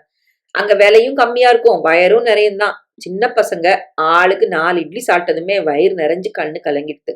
கடைக்காரனுக்கு காசு கொடுத்துட்டு மிச்ச காசுக்கு இன்னும் 2 நாளைக்கு அந்த பசங்களுக்கு டிஃபன் கொடுக்க சொல்லிட்டு வந்துட்டேன். வேணு கண்மூடி அசையாது அமர்ந்திருந்தார். பெருமையில் அவர் மனது தவித்தது. எப்படிப்பட்ட பிள்ளையை கொடுத்திருக்கிறது தெய்வம்! தேகம் சிலிர்த்தது. அப்பா என்னப்பா ஆச்சு? பாச்சு கவலையோடு அவரை தொட்டான். ஒண்ணும் இல்ல, அந்த கடைக்காரன் ஏமாத்திர மாட்டானே அந்த பசங்களை. மாட்டான்பா, நல்லவனா தெரிஞ்சான். அவனே சில நேரம் ராத்திரி ஏதாவது மிஞ்சிதான் அந்த பசங்களுக்கு கொடுப்பானா. 2 நாள் என்ன சார், 4 நாள் உங்க பேர் சொல்லி கொடுத்துடுறேன்னா. இந்தா மிச்சம் 50 ரூபா. நீயே வச்சுக்கோ. நீ எப்படா வந்த? அம்மா வேலை முடிந்து வெளியில் வந்தபடி கேட்டாள். டிஃபன் ஆயிட்டா தேவகி? சூடா இருக்கு, கொண்டு வரவா? கொண்டா, இப்படியே உட்காந்து சாப்பிடலாம். நான் போய் ட்ரெஸ் மாத்தின் வரேன். பரமேஸ்வரன் எழுந்து உள்ளே போனான். சாப்பிடும்போது கேட்டான் அவன். சின்ன பசங்களை அடிக்க எப்படிப்பா மனசு வரும்? அதுங்க வயத்த காய போடுற அளவுக்கா ஒரு பொண்ணு மனசு கல்லாயிடும்? இன்னும் மறக்கலையா நீ அத? மறக்க முடியலையே. பசினா என்னன்னு எனக்கு அனுபவம் இல்ல. அடி வாங்கி பழக்கமும் இல்ல. உங்க 2 பேர்கிட்டயும் சிநேகமும் அன்பும் தவிர வேற எதுவுமே நான் கண்டதில்ல. அதனாலேயே அந்த பசங்களோட நிலையும் அதுகள் பசியும் என்ன பதற வைக்கிறது. அவ சித்தியோட அன்பற்ற நிலை ஆச்சரியமா இருக்கு. இப்படியும் மனுஷா இருப்பாளான்னு ஒரே வருத்தம். நிறைய பேர் இப்படி தாண்டா பாச்சு. தான் சுகம். இன்னைக்கு காலம் அப்படி. ரொம்ப வேகமான வாழ்க்கை. யார பத்தியும் யாருக்கும் கவலைப்பட நேரம் இல்ல. ஒருத்தர் முந்திக்க நினைக்கிற கூட்டம். பரீட்சை நேரத்துல எல்லாம் விழுந்து விழுந்து படிக்கிறத பார்த்து தெளிவா இருக்கிறவனுக்கு கூட பயம் வந்துடும். எல்லாரும் இப்படி படிக்கிறாளே, நாம படிச்சது போருமான்னு சந்தேகம் வரும். அந்த மாதிரிதான் தான்கிட்ட எல்லாம் நிறைவா இருந்துட்டா கூட அடுத்தவன் தன்னை விட வசதியா இருக்கானோன்னு ஒரு கவலை. அதனால இன்னும் வேகமா ஓடி அவனை முந்தி பாக்குற வெறி. மொத்தத்துல ரேஸ் தான். நின்னுட்டா அடுத்தவன் முந்திப்பான். அதனால நிக்காம ஓடுறதுல ஒரு திருப்தி. இந்த ஓட்டம் எதுல போய் நிக்குமோ ஆண்டவனுக்கு தான் வெளிச்சம். நாம இப்படிலாம் இது வரைக்கும் ஓடல இல்லப்பா. இனிமேயும் ஓட மாட்டோம். நாம நிதானமா நடப்போம்ப்பா. அப்பதான் ஓட முடியாதவாளுக்கும் உதவலாம். ஓடி ஓடி கீழே விழுந்து அடிபட்டுக்கிறவளுக்கும் உதவலாம். சாப்பிட்டு முடித்ததும் வேணு பிள்ளையை மடியில் சரித்துக் கொண்டு அவன் முதுகை தடவினார். நீ சொல்றத கேட்க சந்தோஷமா இருக்குடா பாச்சு. நான் பிறந்ததும் நான் உன்னை பெற்றதும் பெரிய விஷயமா தோன்றது. சொத்துன்னு எதுவும் இல்ல. பீரோ நிறைய காசு நகை எதுவும் கிடையாது. இருந்தாலும் மனசு நிறைஞ்சிருக்கு. இந்த நிறைவுக்கே லோகமே லோலோன்னு அலையும் போது நமக்கு இதை கொடுத்ததுக்கு பகவானுக்கு நன்றி சொல்லணும். சாப்பிட்டதுக்கு அப்புறம் உங்ககிட்ட ஒரு விஷயம் சொல்லணும்னு இருந்தேன். அம்மா அவர்களது பேச்சில் குறுக்கிட்டு அவரிடம் சொன்னாள். என்ன? இன்னைக்கு சாமான் கொஞ்சம் வாங்கணும்னு மாம்பழம் வரைக்கும் போயிருந்தேன். வாங்கிட்டு வர வழியில உங்க பெரிய அண்ணாவையும் அண்ணியும் பார்த்தேன். என்னை பார்த்ததும் அடையாளம் தெரிஞ்சுட்டு தயங்கி நின்னாங்க.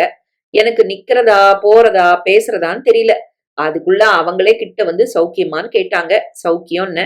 வேணு எப்படி இருக்காருன்னா, உங்க அண்ணா நல்லா இருக்காருன்னு. பசங்க எவ்வளோ நாங்க? உங்க அண்ணி ஒரே ஒரு பையன் இப்பதான் MBBS சேர்ந்திருக்கான்னு. ஒருத்தர் பார்த்துக்கிட்டாங்க. 2 பேர் முகத்திலயும் ஏதோ ஒரு சோகமும் சோர்வும் அப்பி கிடந்தது. நீங்க எப்படி இருக்கீங்கன்னு கேட்டேன். உங்க அண்ணி கண்ணு கலங்கிடுச்சு. என் கைய பிடிச்சுக்கிட்டாங்க. வேணுவுக்கு நாங்க நிறைய துரோகம் பண்ணிட்டோம். பண்ணின துரோகங்களுக்கு இப்ப பகவானோட கோர்ட்ல மன்னிப்பு கிடைக்குமா, தண்டனை கிடைக்குமான்னு தெரியாம கூண்டுல நிக்கிறோம் நாங்க. நான் பதறிட்டேன். என்ன சொல்றீங்க? வேணுவ சபிச்சுட வேண்டாம்னு சொல்லுமா. என்னென்னமோ சொல்றீங்க. அவர் ஏன் உங்களை? அவர் யாருக்கும் கெடுதல் நினைக்கவே மாட்டாரு. இப்படி கண்ணு கலங்குற அளவுக்கு என்ன கஷ்டம் உங்களுக்கு? சாதாரண கஷ்டம் இல்ல தேவகி, இடி விழுந்த கஷ்டம். விவரமா சொல்லுங்க ப்ளீஸ். எங்க ஒரே பிள்ளை தக்ஷின் 28 வருஷம் உயிரை கொடுத்து பாசத்தை கொட்டி வளர்த்த பிள்ளைக்கு இப்போ டாக்டர்ஸ் ஆயுள் கணக்கு கொடுத்துட்டாங்க. மிஞ்சி போனா இன்னும் 1 வருஷம். கடவுளே, என்ன ஆச்சு? கிட்னி ஃபெயிலியர், டயாலிசிஸ்ல தான் அவன் வண்டி ஓடின்னு இருக்கு. இந்த சின்ன வயசுலயா? யாராவது கிட்னி கொடுத்தா அவனை காப்பாத்திர வழி இருக்கே. எங்க 2 பேர் கிட்னி சேரலையே. மத்தவாள்லாம் டெஸ்ட் பண்ணிக்க கூட பயப்படுறா. ஏதாவது கிட்னி கிடைச்சா உண்டு. எவ்வளவு வேணாலும் பணம் கொடுக்க தயாரா இருக்கும். ஆனா சரியான கிட்னி கிடைக்க மாட்டேங்கிறது. உங்க அண்ணன் சொன்னப்போ ஆடி போயிட்டேன். வயித்த என்னமோ சேராப்புல இருந்தது. அவங்க 2 பேர் முகமுமே கண்ணுல நிக்கிறது. ஏங்க இப்படி ஒரு கஷ்டம்? இந்த வயசுல கண்ணுக்கு தெரிஞ்சு மரணம் வரலாமா? கொடுமை இல்லையா அது? நீங்க ஒரு நட போய் பார்த்துட்டு வாங்களேன். நாம யாரையும் கனவுல கூட சபிக்கலன்னு சொல்லுங்க. நம்ம 2 பேர் ரத்தத்தையும் டெஸ்ட் பண்ண சொல்லுங்க. சேர்ந்துச்சுன்னா நாங்க தரோம் கிட்னின்னு தைரியம் கொடுத்துட்டு வாங்க. வேணு அவளை விழிவிரிய பார்த்தார். சரி போறேன் என்றார். அன்று முழுக்க அண்ணா ஞாபகமாகவே இருந்தது. பெற்றவர்கள் நன்றாயிருக்க அவர்கள் கண்ணெதிரில் பிள்ளை மரண வியாதியில் விழுவது தாழ முடியாத துயரம்தான். புத்திர சோகம் யாராலும் தாங்க முடியாதது. வேணு அண்ணா பையனுக்காக இரவு முழுக்க பிரார்த்தனை செய்தார். மறுநாள் காலையில் 3 பேரும் சாமிக்கு முன் ஒன்றாய் உட்கார்ந்து அவன் பிழைத்து எழ வேண்டிக் கொண்டார்கள். வேணு ஆஸ்பத்திரிக்கு கிளம்பினார் தேவகியோடு. தம்பியை பார்த்ததும் அண்ணனின் துக்கம் அணை உடைத்தது. வேணு அவரை சமாதானப்படுத்திவிட்டு டாக்டரிடம் பேசினார். சோதனை மாதிரி இருவருடைய கிட்னியும் சேரவில்லை. கடவுளே, என் பிள்ளைய கைவிட்டுருவியா? என்னால முடியலையே. அவன் கஷ்டத்தை பார்க்க அவனுக்கு முன்னாடி என்ன கொண்டு போயிடேன். மன்னி துவண்டு சரிந்து அழ ஆரம்பிக்க அவளுக்கு எப்படி ஆறுதல் சொல்வதென்று புரியாமல் செயலற்று நின்றார்கள் மற்றவர்கள். ஆஸ்பத்திரி ஊழியர்கள் நோயாளிகள் உடன் இருந்தவர்களை விரட்டிய சத்தத்தில் தூக்கம் கலைய கண் விழித்தான் சலீம். அருகில் அம்மாவை காணவில்லை. விடிந்து சிறிது நேரமாகி இருந்தது. வார்டு முழுக்க மண்ணும் துண்டு பேப்பர்களுமாய் குப்பையாகி இருந்தது. ஆஸ்பத்திரி ஊழியர்கள் பெருக்கி துடைத்தபடி சத்தமாய் யாரையோ திட்டினார்கள். பினாயில் வாசம் மூக்கை அடைத்தது. டீ தண்ணி வாங்கி கொண்டு வந்த பாத்திமா பெருக்கி துடைப்பதை கவனிக்காமல் வார்டுக்குள் பிரவேசிக்க ஒரு வயதான ஆயா அசிங்கமாய் திட்ட பயமும் அவமானமுமாய் வெளியில் சென்றாள். அம்மா திட்டு வாங்கியதை கண்ட சலீமின் முகம் மாறியது. ஏழைகள் என்றால் இவ்வளவு கடுஞ்சொல்லா? இதே எம்எல்ஏ மந்திரி என்று இங்கு வருபவர்களுக்கு எவ்வளவு உபச்சாரம் இந்த 10 நாளில்! அலுத்து விட்டது அவனுக்கு. மருந்து நெடியும் விரட்டும் ஊழியர்களும் அலட்சியமான நர்ஸ்களும் அவசைப்படும் நோயாளிகளையும் அசிங்கமான பாத்ரூமும் பார்த்து பார்த்து சே என்றாகிவிட்டது. வியாதி ஒரு வேதனை என்றால் இது மாதிரி அரசாங்க ஆஸ்பத்திரியில் ஏழையாய் வந்து படுத்து கிடப்பது அதைவிட நரக வேதனை. ஏழைகள்தான் என்றாலும் யாரிடமும் இதுவரை கையேந்தி நிற்கவில்லை. கிடைத்தால் கஞ்சி, இல்லாவிட்டால் தண்ணீர் என்று அந்த குடிசைகளுக்குள்ளும் ரோஷத்தோடு கௌரவமாகத்தான் இருக்கிறார்கள். வாப்பா செத்து போன பிறகு உறவுகள் தந்திரமாக கழண்டு கொண்டு விலகிய போது கலங்கி நின்ற அம்மாவுக்கு அவன்தான் ஆறுதல் சொன்னான். அப்பா இருந்தவரை நல்ல வீட்டில் அவர்களும் நன்றாகத்தான் இருந்தார்கள். அவர் போனதும் எல்லாம் போயிற்று. அப்பா எதுவும் வைத்துவிட்டு செல்லவில்லை. கம்பெனி ஏதோ கொஞ்சம் பணம் கொடுத்துவிட்டு தன் கடமையை முடித்துக் கொண்டது. அந்த பணம் எவ்வளவு நாள் வயிறு கழுவும்? ஒரு நாள் அதுவும் தீர்ந்து போயிற்று. எதிர்கால இருளைக் கண்டு வழி தவறிய குழந்தை போல் நிலை குலைந்து அழுத அம்மாவை பெரிய மனிதன் போல் அவன்தான் தேற்றினான். இது பாரு, எதுக்கு அழுவுற? அப்பா இல்லாத குடும்பம் எத்தனை இல்ல இந்த உலகத்துல? எல்லாரும் செத்தா போயிட்டாங்க. நான் இல்ல உனக்கு? எனக்கு 2 கையும் காலும் இல்ல. மனசுல துணிச்சல் இல்ல. இந்த குடும்பத்தை காப்பாத்த மாட்டேன். என்னால முடியாதுன்னா நீ நினைக்கிற? அப்படி நினைச்சேன்னா அந்த நினைப்ப மாத்திக்க. நான் 4 காசு சம்பாதிச்சு உன் கையில தரேன். 2 வேளை சாப்பாடாவது நாமளும் சாப்பிடுவோம். என் ராசா சலீமு. அம்மா அவனை வாரி அணைத்துக் கொண்டாள். நீ இருக்க சொல்ல எனக்கு என்னடா கவலை? அந்த க்ஷணம் அவனை தலைமை பொறுப்பில் ஏற்றி வைத்தாள். அவனுக்கு மரியாதை கொடுத்து பேசினாள். சம்பாதிக்கும் மான் என்று கௌரவமாய் நடத்தினாள். அவனை கேட்காமல் எந்த முடிவும் எடுப்பதில்லை என்று வைத்தாள்.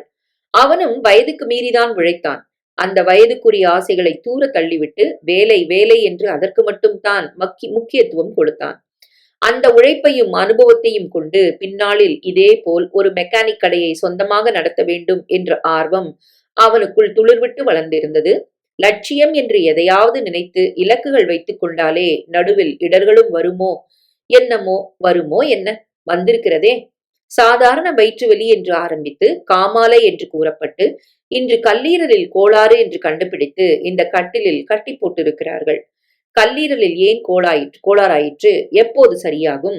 சரியாகுமா அல்லது தானும் செத்து அவனையும் சாகடிக்குமா? எதுவும் தெரியவில்லை. டாக்டர்கள் அவனை தட்டி கொடுத்து பேசிவிட்டு போகிறார்களே தவிர அவனிடம் எதுவும் சொல்ல மறுக்கிறார்கள். அம்மாவிடம் ஏதோ பேசுகிறார்கள். கேட்டால் அம்மா ஒன்றுமில்லை என்கிறாள். ஒன்றுமில்லாவிட்டால் எதற்கு நிறுத்தி வைத்திருக்கிறார்கள்? ஒன்றும் புரியவில்லை. மொத்தத்தில் ஆஸ்பத்திரி வாழ்க்கை போதும் போதும் என்றாகிவிட்டது. தம்பிகள் தவிக்கிறார்கள். அம்மாவுக்கு அலைச்சல். இன்னும் எத்தனை நாள் இந்த கஷ்டம்? வார்டை துடைத்துவிட்டு ஊழியர்கள் அடுத்த வார்டுக்குள் சென்றதும் அம்மா கிட்டே வந்தாள். ஆறியே போச்சு டீ தண்ணி என்றபடி தூக்கு பாத்திரத்தை நீட்டினாள். டாக்டர் என்னதாம்மா சொல்றாரு? எப்போ வீட்டுக்கு போலாமா? எனக்கு என்னடா கண்ணு தெரியும்? தெரியும்மா, நீ சொல்ல மாட்டேங்கிற. என் உடம்புக்கு என்னதான் ஆச்சாம்? தேருமா தேராதா? இல்ல இது புட்டுக்கிற கேஸு இருக்கிற வரைக்கும் இருக்கட்டும்னாரா? சலீம் எரிச்சலோடு கேட்க பாத்திமாவுக்கு குபுக்கென்று கண்ணீர் உடைந்து விட்டது. ஏன் கண் இப்படிலாம் பேசுற? இவ்ளோ டாக்டருங்க சுத்தி இருக்கும்போது உன்னை சாவு விட்டுருவாங்களா? பின் என்னம்மா, இன்னும் எவ்வளவு நாள் இந்த மருந்து நடியில இருக்கிறது? எனக்கு வீட்டுக்கு போகணும். அவங்க கிட்ட கேட்டா அனுப்ப மாட்டாங்க. நாமளே கிளம்பி போயிடலாம். என்னடா பேசுற நீ? இங்க என்ன இப்ப குறைச்சல் உனக்கு? வேளா வேலைக்கு பாலும் பிரெட்டும் கொடுத்து நல்லா தானே கவனிச்சுக்கிறாங்க. வீட்டுக்கு போனா எனக்கு என்ன தெரியும் உன்னை எப்படி கவனிச்சுக்கணும்னு? ஒண்ணு கிடக்க ஒன்னு ஆச்சுன்னா நான் என்னடா செய்வேன்? அப்படி என்ன என் உடம்புக்கு? இது பாரு, டாக்டர் சொல்லட்டும், அப்புறம் போவோம். எனக்கும் தான் ஒண்ணும் புரியல. நான் இங்க இப்படி படுத்து கிடந்தா நீயும் வீட்டை விட்டுவிட்டு இங்கே இருந்தா நம்ம வண்டி எப்படிம்மா ஓடும்? எல்லாரும் பட்னியில கிடக்கணும். காசு என்ன கூரையில இருந்து கொட்டுமா? அத பத்தி உனக்கு என்ன கவலை? ரஹீம் இப்போ உனக்கு பதிலா வேலைக்கு போயிருக்கிறான். அம்மா சொல்ல சலீம் அதிர்ச்சியோடு அவளை பார்த்தான். தம்பியை வேலைக்கு அனுப்பும் அளவுக்கு தன் உடம்புக்கு என்ன கோளாறு வந்து விட்டது? ஒருவேளை இந்த கேன்சர்ங்கிறாங்களே அது மாதிரி ஏதாவது மரண வியாதி வந்துட்டுதா? செத்துருவேனா நானு? அப்பாவை மாதிரி அல்ப ஆயுள் தானா? என்னடா யோசனை? அம்மா அசைக்க சிந்தனையிலிருந்து விடுபட்டு அவளை பரிதாபமாக பார்த்தான். நான் செத்துடுவேன் அம்மா. சலீமு. அம்மா பாய்ந்து அவனை அணைத்துக் கொண்டாள். நான் என்னடா செய்வேன்? எனக்கு ஒண்ணுமே புரியலையே. கரைந்து அழுதாள். யாரோ அவள் தோளை தொட்டது போல தோன்ற திரும்பினாள். என்னத்துக்குமா அழுவுற? பிள்ளைக்கு என்ன உடம்புக்கு? அவள் வயதை ஒத்த ஒரு பெண் பின்னால் நின்று கேட்டாள். ஒண்ணும் இல்லம்மா, நீங்க யாரு? யாரையாச்சும் பார்க்க வந்தீங்களா? அதோ அந்த பக்கத்து பிளாக்ல என் புருஷனை சேர்த்திருக்கு. ஆளாளுக்கு விரட்டுறாங்க. அதான் பொழுது போவாம இப்படி வந்தேன். என்ன உடம்பு? இதயத்துல ஏதோ கோளாறாம். நேத்தெல்லாம் நானும் இப்படித்தான் அழுதுகிட்டே கிடந்தேன். என்ன கோளாறாம்? என்னென்னமோ சொல்றாங்கம்மா. இந்த பாழா போன மரமண்டைக்கு எங்கம்மா புரியுது? புருஷனுக்கு ஏதோ சீரியஸ்ன்னு மட்டும் புரியுது. டாக்டருங்க என்ன சொல்றாங்க? ஏதோ ஆபரேஷன் பண்ணணுமா, இதயத்தையே மாத்தினாதான் பொழைப்பாருன்னு பேசிக்கிட்டாங்க. ஆனா எனக்கு சந்தோஷம்மா. இந்த ஆளுக்கு இதயம்னு ஒண்ணு உள்ளார இருக்குன்னு இப்பவாச்சும் தெரிஞ்சுதே. நான் இல்லையாங்காட்டியும் நினைச்சிட்டு இருந்தேன். ஏம்மா அப்படி சொல்றேன்? பின்ன என்னம்மா, நான் அடி அடிக்கும். என்ன மனுஷியாவா நடத்துச்சு? எப்ப பாரு குடி அடி உத, காசு குடுறி காசு குடுறின்னு புடுங்கல். அட, இதயம் இல்லாதவனேன்னு மனசுக்குள்ள நொந்துக்குவேன். இப்பதான் தெரியுது உள்ளார இருக்கிறது ரிப்பேர் ஆன இதயம்னு. இந்த மாதிரி புருஷனுக்காகவா அழற? என்ன செய்ய? தொட்டு 2 பொண்ணுங்களை குடுத்துட்டானே. அந்த பொட்ட பிள்ளைங்களுக்காகவாது இவன் வேணும்ல. இப்ப பார்த்தா பாவமா இருக்கு. என்ன விட்டுடாத பிள்ளைன்னு பச்சை பிள்ளையாட்டம் அழும்போது நமக்கும் அழுவு வருது இல்ல, விட்டுற முடியுமா? அந்த பெண்மணி வெகுளியாய் பேச பாத்திமா பெருமூச்சு விட்டாள். மொத்தத்தில் இங்கே இருப்பவர்கள் ஒவ்வொருவரிடமும் ஒரு அவலக்கதை இருக்கிறது. எல்லோரும் ஏதோ ஒரு கஷ்டத்தை அனுபவிக்கிறார்கள். உலகில் ஒரு பாதி மனிதர்கள் பணத்தில் குளித்து உல்லாச வாழ்க்கை வாழ்கிறார்கள். விரல் நுனிகள் கூட அழுக்கடையாமல் சொகுசாய் இருக்கிறார்கள். பணத்தை வைத்துக்கொண்டு என்ன செய்வதென்றே புரியாமல் விழிக்கிறார்கள். மற்றொரு பாதியில் பாதி மிடில் கிளாஸ் என்ற பெயரோடு சின்ன சின்ன பிரச்சனைகளை சுமந்து கொண்டு வளைய வருகிறது. இவர்களை தவிர ஒரு கூட்டம் இப்படி நோயோடு போராடி கொண்டு வாழ்வா சாவா என்ற நிலையில் அரசாங்க ஆஸ்பத்திரிகளில் அல்லாடி கொண்டிருக்கிறது. அவலத்திலும் அவலம் இந்த நிலைதான். யாரும் யாருக்கும் ஆறுதல் சொல்ல முடியாத நிலை. இந்த ஆஸ்பத்திரியை ஒரு முறை சுற்றி வந்தால் தலை சுற்றிவிடும். அத்தனை விதமான நோய்கள், அவஸ்தைகள். டாக்டர்கள் கூட்டமாய் வர அந்த பெண் தன் பிளாக்கிற்கு சென்றாள். பாத்திமா எழுந்து நின்றாள். டாக்டர்கள் தன்னிடம் வரும்போது என்ன ஏது என்று விவரமாக கேட்டுவிட வேண்டும் என்று நினைத்தான் சலீம். அவர்கள் ஒவ்வொரு நோயாளியாய் கவனித்தபடி அவனை நெருங்கினார்கள். கிட்டே வந்து அவர்கள் பரிசோதிக்க ஆரம்பித்ததும் பயத்தில் வாயடைத்து போயிற்று. பேச்சே எழவில்லை. கேட்க நினைத்ததெல்லாம் உள்ளுக்குள்ளேயே குறைப்பிரசவமாயிற்று. அவனுடைய கேஸ் ஷீட்டில் மளமளவென ஏதோ எழுதிவிட்டு அடுத்த கட்டில் நோக்கி நகர்ந்தார் பெரிய டாக்டர். சலீம் அம்மாவை பார்த்தான். என்னடா, வயிறு வலிக்குதுமா, தலை சுத்துறாப்புல இருக்கு. டாக்டர்கிட்ட சொல்றது தானடா? பயமா இருக்குமா. பாத்திமா டாக்டரிடம் ஓடினாள். டாக்டரிடம் சொன்னாள். மாத்திரை எழுதியிருக்கம்மா, அப்புறம் தருவாங்க. என்ன செய்ய? பொருத்தமான லிவர் கிடைச்சா உடனே ஆபரேஷன் பண்ணிடலாம். அது வரைக்கும் பொறுத்துக்கத்தான் வேணும். டாக்டர் போய்விட்டார். பாத்திமா திரும்பி வரும்போது சலீம் குத்துக்காலிட்டு வயிற்றை அமுக்கி பிடித்து வலியில் துடித்துக் கொண்டிருந்தான். அல்லா, என் பிள்ளைய கஷ்டப்படுத்திடாத, காப்பாத்து சாமி. பாத்திமா அவன் முதுகை தடவிவிட்டு தன் தாயன்பால் அவன் வயிற்று வலியை குறைக்க முயன்றாள். முடியலம்மா, பேசாம என்னைய சாவடிச்சிட்டு சொல்லு, எனக்கு செத்துடலாம் போல இருக்கு. சலீம் முனக அவளது அடிவயிற்றில் துக்கம் பந்தாய் சுருண்டது. ஹலோ, பின்னால் குரல் கேட்க திரும்பினான் பாச்சு. அன்று தியேட்டரில் டிக்கெட் வாங்கி தருவதாக சொன்ன பெண். ஹலோ. பதிலுக்கு அவனும் சொன்னான். மேற்கொண்டு என்ன பேசுவதென்றே தெரியாமல் அசட்டு சிரிப்போடு அவளை பார்த்தான். ஏன் அன்னைக்கு திடீர்னு உங்க மூடு மாறிடுச்சு? சும்மாதான். நான் நம்ப மாட்டேன். நிஜமா? எனக்கு சினிமா பார்க்குற இன்ட்ரெஸ்ட் இல்ல. அப்பா போயிட்டு வாடான்னு சொல்லி அனுப்புனதுனால வந்தேன். அவள் அவனையே உற்று பார்க்க அவன் பேச்சு தடைப்பட்டது. ஏன் இப்படி பார்க்கிறாள் என்பது புரியாமல் அவளை பார்ப்பதும் விழிகளை தாழ்த்திக் கொள்வதுமாக கூச்சத்தில் தடுமாறினான். நீங்க ஏன் சினிமா பார்க்கல நான் சொல்லவா? என்ன? நீங்க பணத்தை திருப்பி வாங்கிட்டு எங்க போனீங்க, என்ன செஞ்சீங்கன்னு பார்த்துட்டு தான் இருந்தேன். அவன் லேசான வியப்போடு அவளை பார்த்தான். நீங்க போனதும் நானும் அன்னைக்கு கியூவை விட்டு வெளியில வந்துட்டேன். அந்த 2 பிச்சைக்கார பசங்களை அழிச்சிட்டு நீங்க போனது எனக்கு ரொம்ப ஆச்சரியமா இருந்தது. அதை விட ஆச்சரியம் அதுங்களுக்கு வயிறு நிறைய டிஃபன் வாங்கி கொடுத்தது. அடே அப்பா, அந்த பசங்க மூஞ்சில தான் எவ்வளவு சந்தோஷம், திருப்தி. சினிமா பார்த்திருந்தா ஒரு 3 மணி நேரம் நீங்க மட்டும் சந்தோஷமா இருந்திருப்பீங்க. ஆனா பார்க்காம போனதுல 3 பேர், என்னையும் சேர்த்து 4 பேருக்கு விதவிதமான சந்தோஷம் கிடைச்சது. எனக்கு உங்களை எப்படி பாராட்டுறதுன்னு தெரியல பரமேஸ்வரன். இந்த வயசுல இந்த நிதானமும் நல்ல குணமும் ரொம்ப பெரிய விஷயம். அவள் பாராட்டு அவனை கூச்சத்தில் ஆழ்த்தியது. அதெல்லாம் இல்ல. ஆமா, என் வயச பத்தி பெரிய மனுஷியாட்டம் பேசுறீங்க. உங்களுக்கு அப்படி என்ன பெரிய வயசு?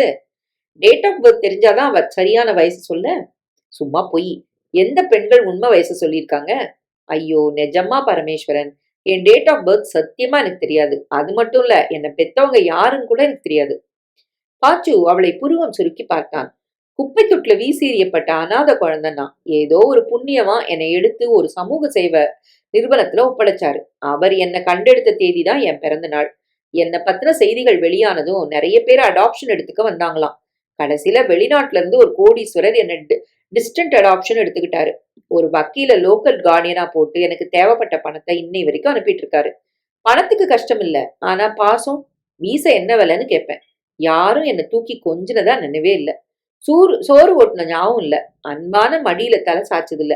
அட்லீஸ்ட் பணமாவது வந்துட்டு இருக்கேன். அந்த வரைக்கும் சந்தோஷப்பட்டுக்க வேண்டியதுதான். அது கூட வழி இல்லாம எவ்வளவு பேர் இருக்கிறாங்க. பாச்சு அவளை இரக்கத்தோடு பார்த்தான். என்ன இரக்கமா? அவள் புன்னகையோடு கேட்க சிரித்தான். அவள் தொடர்ந்தாள். இப்பெல்லாம் நான் கூட என்னோட அனாவசிய பொழுதுபோக்கு செலவுகளை குறைச்சிக்கிட்டு அந்த பணத்தை ஏதாவது அநாத ஆசிரமத்துக்கு அனுப்பிடுறேன் தெரியுமா? நல்ல காரியம். உங்ககிட்ட இருந்து கத்துக்கிட்டது தான். இதுவரை பேர் மட்டும் சொல்லல. ராஜி. எனக்கு ஆசிரம்ல பேர் வச்ச பேர் இதுதான். அடாப்ஷன் எடுத்துக்கிட்ட வரைக்கும் நான்சின்னு ஒரு பேர் வச்சாரு அவரு. இதுதான் என் அட்மினிஸ்ட்ரேட்டிவ் நேம். இந்த 2 பேர்ல எந்த பேர் வேணா என்ன கூப்பிடலாம். இல்லாட்டா புதுசா ஒரு பேர் வச்சு கூப்பிட்டாலும் ஆட்சேபணம் இல்ல. இது 2ல உனக்கு எந்த பேர் பிடிக்கும்? தேங்க்ஸ். அப்படி ஒரு பேர் இருக்கா? நான் தேங்க்ஸ் சொன்னது உனக்குன்னு நீங்க ஒருமையில உரிமையோட பேசினதுக்கு. அப்படியா கேட்டேன்? சாரி, நானே கவனிக்கல. பரவாயில்ல, நோ ஃபார்மாலிட்டிஸ். எனக்கு என்ன பேர் பிடிக்கும் தானே கேட்டீங்க? பஞ்சபூதங்களை எனக்கு ரொம்ப பிடிக்கும். காத்து, தண்ணி, அக்னி, ஆகாசம், மண்ணு, இதுக்கெல்லாம் ஜாதி மதமே கிடையாது. எல்லாருக்கும் அக்னி, மத்ததெல்லாம் மாசுபடும். அக்னியை யாரும் மாசுபடுத்தவே முடியாது. அந்த மாதிரி ஒரு தன்மையோட இருக்கத்தான் நானும் பிரியப்படுறேன். அதனால பஞ்சாக்னின்னு எனக்கு நானே ஒரு பேர் வச்சுக்கிட்டு இருக்கேன். எனக்கு நானே பேசிக்கும் போது இந்த பேரை சொல்லிதான் யோசிப்பேன். பஞ்சாக்னி, இது கூட நல்லா தான் இருக்கு. ஆனா கூப்பிட கஷ்டமா இருக்காது? அப்புறம் உங்க இஷ்டம். ராஜினே கூப்பிடுறேனே, ஷார்ட் அண்ட் ஸ்வீட்டா இருக்கு. ஓ எஸ். என் வீட்டுக்கு வாயேன் ராஜி. எதுக்கு? ஏதாவது விசேஷமா? பாசத்தை வீச வீசையா தரலான்னு தான். அவன் சிரிக்க அவள் விழிவிரித்து பார்த்தாள். யாரெல்லாம் இருக்காங்க உங்க வீட்டுல? அம்மா, அப்பா, நான் 3 பேர் தான். என்னன்னு அறிமுகப்படுத்துவீங்க? அவங்களுக்கு ஒரு பிள்ளை மட்டும்தானே இருக்கான் இப்போ. ஒரு பொண்ணு வேணா? பொண்ணா நினைச்சுக்கங்கன்னு சொல்லுவேன். சரி, அவங்கள நானும் அம்மா அப்பாவா நினைச்சுக்கிறேன். உங்கள? அவங்க அம்மா அப்பான்னா நான் சகோதரன் தானே, இதுல என்ன சந்தேகம்? கதை. இந்த பாருங்க பரமேஸ்வரன், இந்த அண்ணா தங்கச்சி பாசம்லாம் நமக்கு சரிப்படாது. பிராங்கா சொல்லிடுறேனே, என்னால அப்படிலாம் உங்களை நினைக்க முடியாது. பின்ன எப்படி? அவன் குரல் தடுமாறியது. ஐ லவ் யூன்னா அது ரொம்ப சீப்பான சினிமா டயலாக் ஆயிடும். ஆனா அந்த மாதிரி அன்புதான் எனக்கு உங்க மேல வருது. நான் என்ன பண்ணட்டும்? அவள் தலை சாய்த்து துளைத்து விடுவது போல் அவனை பார்க்க பாச்சு எச்சில் விழுங்கினான். விழி பிதுங்க அவளை பார்த்தான். என்னை பத்தி உனக்கு என்ன தெரியும் ராஜி? எடுத்தெடுப்பிலே இப்படி வளர்ற. ஒரு பானை சோத்துக்கு ஒரு சோறு பதம்னு ஒரு பழமொழி உண்டு தெரியுமோ? அப்படித்தான் உங்களோட ஒரே ஒரு செயல்ல நீங்க யாரு என்ன குணம்னு புரிஞ்சு போச்சு. உங்களாலதான் என்ன மாதிரி அனாதையையும் நேசிக்க முடியும்னு தோணுச்சு. முடியாதுன்னா விட்டுருங்க. வற்புறுத்தி யாரோட அன்பையும் பெற முடியாதுன்னு எனக்கு நல்லாவே தெரியும். பட்டுன்னு நீ கேட்டுட்ட. அதே மாதிரி பட்டுன்னு என்னால பதில் சொல்ல முடியல. எனக்கு எல்லாமே எங்க அப்பா அம்மா தான். அவங்க கிட்ட உன்னை பத்தி சொல்றேன். அவங்க கூடாதுன்னுட்டா அப்படி சொல்ல மாட்டாங்க. ஒரு வேளை சொல்லிட்டா சொல்ல மாட்டாங்க. அது எப்படி அவ்வளோ நிச்சயமா சொல்றீங்க? காதல்னா என்னன்னு என்னை விட அவங்களுக்கு நல்லாவே தெரியும். பாச்சு கிளம்ப அவள் ஸ்தம்பித்து நின்றாள். என்னடா இன்னைக்கு சீக்கிரமே வந்துட்ட? தேவகி வீட்டை சுற்றி குமிழ்ந்திருந்த இலைத்தழைகளை பெருக்கிக் கொண்டிருந்தவள் அவனை பார்த்ததும் வேலையை அப்படியே விட்டுவிட்டு உள்ளே நுழைந்தாள். வேற வேலை ஒண்ணும் இல்ல. அப்பா வரல? வர நேரம்தான். காஃபி தரட்டுமா? இல்ல வேணாம். சுகமா ஒரு குளியல் போட்டு வரேன். அப்பா வந்ததும் சாப்பிட்டுறலாம். புத்தகங்களை வைத்துவிட்டு குளிக்கப் போனான் அவன். குளிக்கும் போது ராஜியின் நினைவுதான் வந்தது. பஞ்சாக்னி நல்ல பெயர்தான். அதற்கான காரணம் அதைவிட நன்றாக இருந்தது. ஆனால் காதல் கீதல் என்கிறாளே, அது சரியா? அதற்குரிய வயதா இது? அப்பாவிடம் சொன்னால் சிரிக்க மாட்டாரா? அப்பாவை விடு பாச்சு. உன் மனதை நீயே கேளேன், சரியா தவறா என்று. நீயே ஒரு முடிவுக்கு வாயேன். வயதை விடு. உனக்கும் அவள் மீது அன்பு உண்டா இல்லையா? பாச்சு யோசித்தான். அன்புக்கு ஏங்கும் பெண். இந்த உணர்வு சட்டென்று எல்லோரிடமும் ஏற்பட்டு விடாது. அவனிடம் ஏற்பட்டிருக்கிறது அவளுக்கு. அதை மதிப்பதா மிதிப்பதா? அப்படியானால் அவளுக்காகவா அவள் அன்பை அங்கீகரிக்கப் போகிறாய்? உனக்கு எந்த ஆசையும் இல்லையா? காதல் என்பது பிரதிபலித்தல் இல்லை. அது ஒரு ஊற்று. இயற்கையாய் பொங்க வேண்டும். அப்படி உனக்குள்ளும் ஊற்று இருந்தால் ஒப்புக்கொள். இல்லையெனில் இயலாதென்று கூறிவிடு. அதை விட்டுவிட்டு இருப்பதாய் காட்டி ஏமாற்றாதே. ஏண்டா பாச்சு எவ்வளோ நேரம்டா குளிப்ப? உங்க அப்பாவும் வந்து 15 நிமிஷம் ஆச்சு. அம்மாவின் குரல் அனைத்தையும் கலைக்க அவசரமாய் குளித்து தலை துவட்டி கொண்டு வெளியில் வந்தான். சாப்பிடும்போது இதே யோசனையோடு அமைதியாய் சாப்பிட்டவனை அப்பா அதிசயமாக பார்த்தார். கல்லூரி சம்பவங்களை வாய்வலிக்க சொல்லி சிரிப்பாய் சிரிக்க வைத்து வயிற்றை புண்ணாக்குகிறவனுக்கு இன்று என்ன ஆயிற்று? அப்படி என்ன யோசனை? பாச்சு இடது கையால் மெல்ல அவனை தட்ட சட்டென்று நிமிர்ந்து அவரை பார்த்து அசடு வழிய சிரித்தான். என்னடா யோசனை? ஒன்னும் இல்லப்பா. பார்த்தா அப்படி தெரியலையே. ஏதோ ஒரு பொண்ணு கிட்ட வந்து ஐ லவ் யூன்னு சொன்னாப்ல மூஞ்சி இருண்டு போய் கிடக்கு. பாச்சு திடுக்கென்று நிமிர்ந்து பார்த்தான். அப்பா எதேச்சையாக சொன்னாரா அல்லது ஏதோ தெரிந்துதான் சொன்னாரா என்று புரியாமல் திருவென விழித்தான். நான் சொன்னது சரிதான் போலுக்கு. என்னடா உனக்கு ஜோசியம் ஏதாவது தெரியுமா? இல்ல ஞான திருஷ்டி இருக்கா? அப்போ நிஜம்தானா? அம்மா வியப்போடு கேட்டாள். அவன் வெட்கத்தோடு தலை குனிந்து சிரித்தான். வெட்கத்தை பாரு உன் பையனுக்கு. பொண்ணு யாருடா? ஏன்பா இந்த வயசுல என்னடா லவ்வும் கிவ்வும் வேண்டி கிடக்கும் திட்டுவன்னு பார்த்தா பொண்ணு யாருன்னு நிதானமா கேக்குற? அப்பா சிரித்தார். ராஜியை பற்றிய அத்தனை விஷயத்தையும் அப்பாவிடம் சொன்னான். பாவம்ல, அம்மா இறக்கப்பட்டாள். நீ என்னடா பதில் சொன்ன? உன்னை கேட்டு சொல்றேன்னுட்டேன். அட பைத்தியமே, இதெல்லாம் என்ன கேட்டுண்டா வரும்? எனக்கு இது சரியா தப்பான்னு தெரிலப்பா. ரொம்ப குழப்பமா இருக்கு. என்ன குழப்பம்? என் வயசுதான் குழப்பம். அவளுக்கு அந்த குழப்பம் இருக்கா பாரு. பளிச்சுன்னு சொல்லிட்டா. படிக்கிற வயசுல இது படிப்பு கெடுத்துடாதா? அல்ப ஆசைகள் தான் மனதை கெடுக்கும். திடமான ஆசைகள் நம்மள உயர்த்தும். நல்ல காதல் கெட்ட எண்ணங்களை கொடுக்காது. சரீர காதல் தான் ஹிம்சை பண்ணும். பாச்சு யோசித்தான். நிச்சயம் எந்தவித சரீர ஹிம்சைகளும் தன்னை நெருங்காது என்றுதான் அவனுக்கு தோன்றியது. காதல் என்றால் அசட்டு பிசட்டென்று பேச வேண்டும், கனா காண வேண்டும், மனதுக்குள் டூயட் பாடிக்கொண்டே இருக்க வேண்டும் என்று கட்டாயமா என்ன? படிப்பு பற்றி பேசக்கூடாதா? லோக விஷயங்களை அலசக்கூடாதா? பேச நல்ல விஷயங்களா இல்லை? என்ன டிசைட் பண்ணியாச்சா? என்னன்னு? உங்க வழிதான். அந்த பொண்ண ஒரு நாள் வீட்டுக்கு கூட்டின் வாடா. அம்மா பாத்திரங்களை ஒழித்தபடி சொன்னாள். அடுத்த வாரம் கூட்டின் வரேன். ஏன்பா நீ லவ் பண்ணும்போது ஏதாவது இன்ட்ரெஸ்டிங் சமாச்சாரங்கள் ஏதாவது நடந்திருக்கா? ஏகப்பட்டது நடந்திருக்கு. எல்லாத்தையும் கொஞ்சம் அவுத்து விட. தூக்கம் வர வரைக்கும் கேட்போம். ஒரு நாள் என்னாச்சு தெரியுமோ? இவ பாத்ரூம்ல குளிக்கிறான்னா ஒரு தனி டியூனை எனக்காக ஹம் பண்ணுவோம். நானும் பதிலுக்கு ஹம் பண்ணுவேன். இதுதான் எங்களுக்கு சிக்னல். அதுக்கப்புறம் இவ வராண்டாக்கு வந்து துணி உலர்த்துவா. நாங்க எழுதின லெட்டர் கைமாறும். ஒரு நாள் இவ ஹம் பண்றா. ஆனா என் ரூம்ல நான் இல்ல.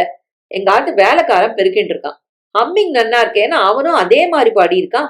இவ உடனே வராண்டாக்கு வந்து லெட்டரை வீசி எறிஞ்சிருக்கா. பெருக்கிற இடத்துல ஏதோ வந்து விழவும் அவன் லெட்டரை பிடிச்சு படிச்சவன் தான். அடராமா, அப்புறம் என்னாச்சு? என்னவா, சின்ன பையன் லெட்டர்ல எகிர்ன சூடு 4 நாள் ஜன்னி கண்டவன் மாதிரி படுத்துட்டு இருந்தான். ஒரே பெனாத்தல். என் ரூம்ல ஏதோ ஆவி பேய் ஹம்மிங் பண்ணிட்டு லெட்டர் போட்டுதுன்னு உளறல். அப்பா 1000 ரூபாயை கொடுத்து அவன் உடம்ப தேத்தி அனுப்பி வச்சார். அவனை படுத்தின ஆவி இன்னை வரைக்கும் என்ன படுத்தின்னு இருக்கு. அப்பா நிறுத்தி விட்டு சிரித்தார்.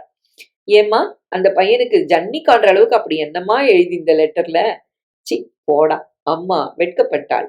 கல்யாணத்துக்கு அப்புறம் ஒரு நாள் என்னாச்சு தெரியுமா? அடுத்த சம்பவத்தை அம்மா சொல்ல ஆரம்பித்தாள். ஒரு நாள் 2 பேரும் சினிமாக்கு போயிருந்தோம். இன்டர்வெல்ல உங்க அப்பா வெளியில போனார். இவர் வரதுக்குள்ள விளக்கணைச்சாச்சு. பீரோன்னு நினைச்சு ஈரோல போய் உட்கார்ந்தாச்சு. அங்க ஒரு சீட் காலியா இருந்தது. இவர் கெட்ட நேரம் பக்கத்து சீட்ல என் வயசுல ஒரு பொண்ணு. இந்தா சாப்பிடு, இந்தா சாப்பிடுன்னு பாப்கார்ன் மாத்தி, சிப்ஸ மாத்தி, பெப்பர்மெண்ட் மாத்தி கொடுத்துட்டே இருக்கார். எப்பவும் கடைசி சீன்லயே எழுந்து வந்துடுவார். அதே மாதிரி அன்னைக்கும் கடைசி சீன்லயே வா போலான்னு அவ கைய பிடிச்சி கூட்டின்னு வெளியில போயாச்சு. வெளியில போற வரைக்கும் காணுமே. இருப்பு கொள்ளாம நானும் வெளியில வந்தா அங்க ஒரே கலாட்டா, பேரஞ்ச மாதிரி நிக்கிறாரு இவர்.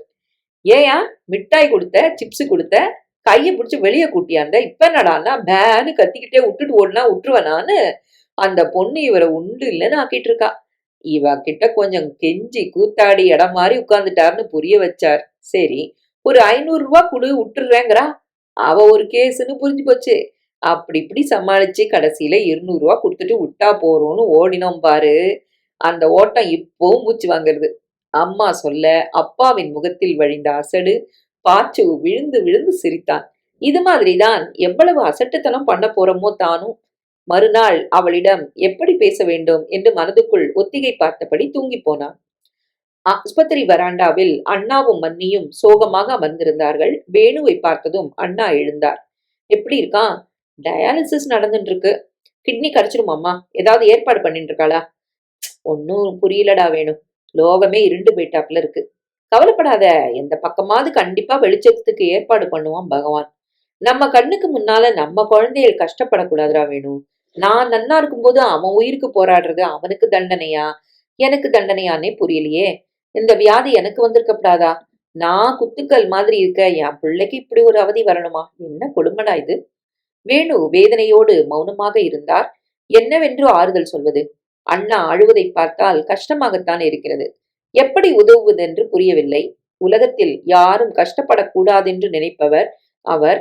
எந்த கஷ்டங்களும் வராமல் மனிதன் வாழ்ந்து மடிய முடியாதா? பெருமூச்சு விட்டார் மேனு. உன் பிள்ளை என்ன பண்றான்? அண்ணா கேட்டார். மெடிக்கல் முதல் வருஷம் பண்றான். பண்ணட்டும். அவனாவது இந்த மாதிரி வியாதிக்கெல்லாம் மருந்து கண்டுபிடிக்கட்டும். கிட்னி ஃபெயிலியர் பிரச்சனையே இனி யாருக்கும் வராத மாதிரி ஏதாவது மருந்து கண்டுபிடிக்கட்டும். ஆமா, மெடிக்கல்னா நிறைய பணம் செலவாகுமே, எப்படிடா சமாளிக்கிற?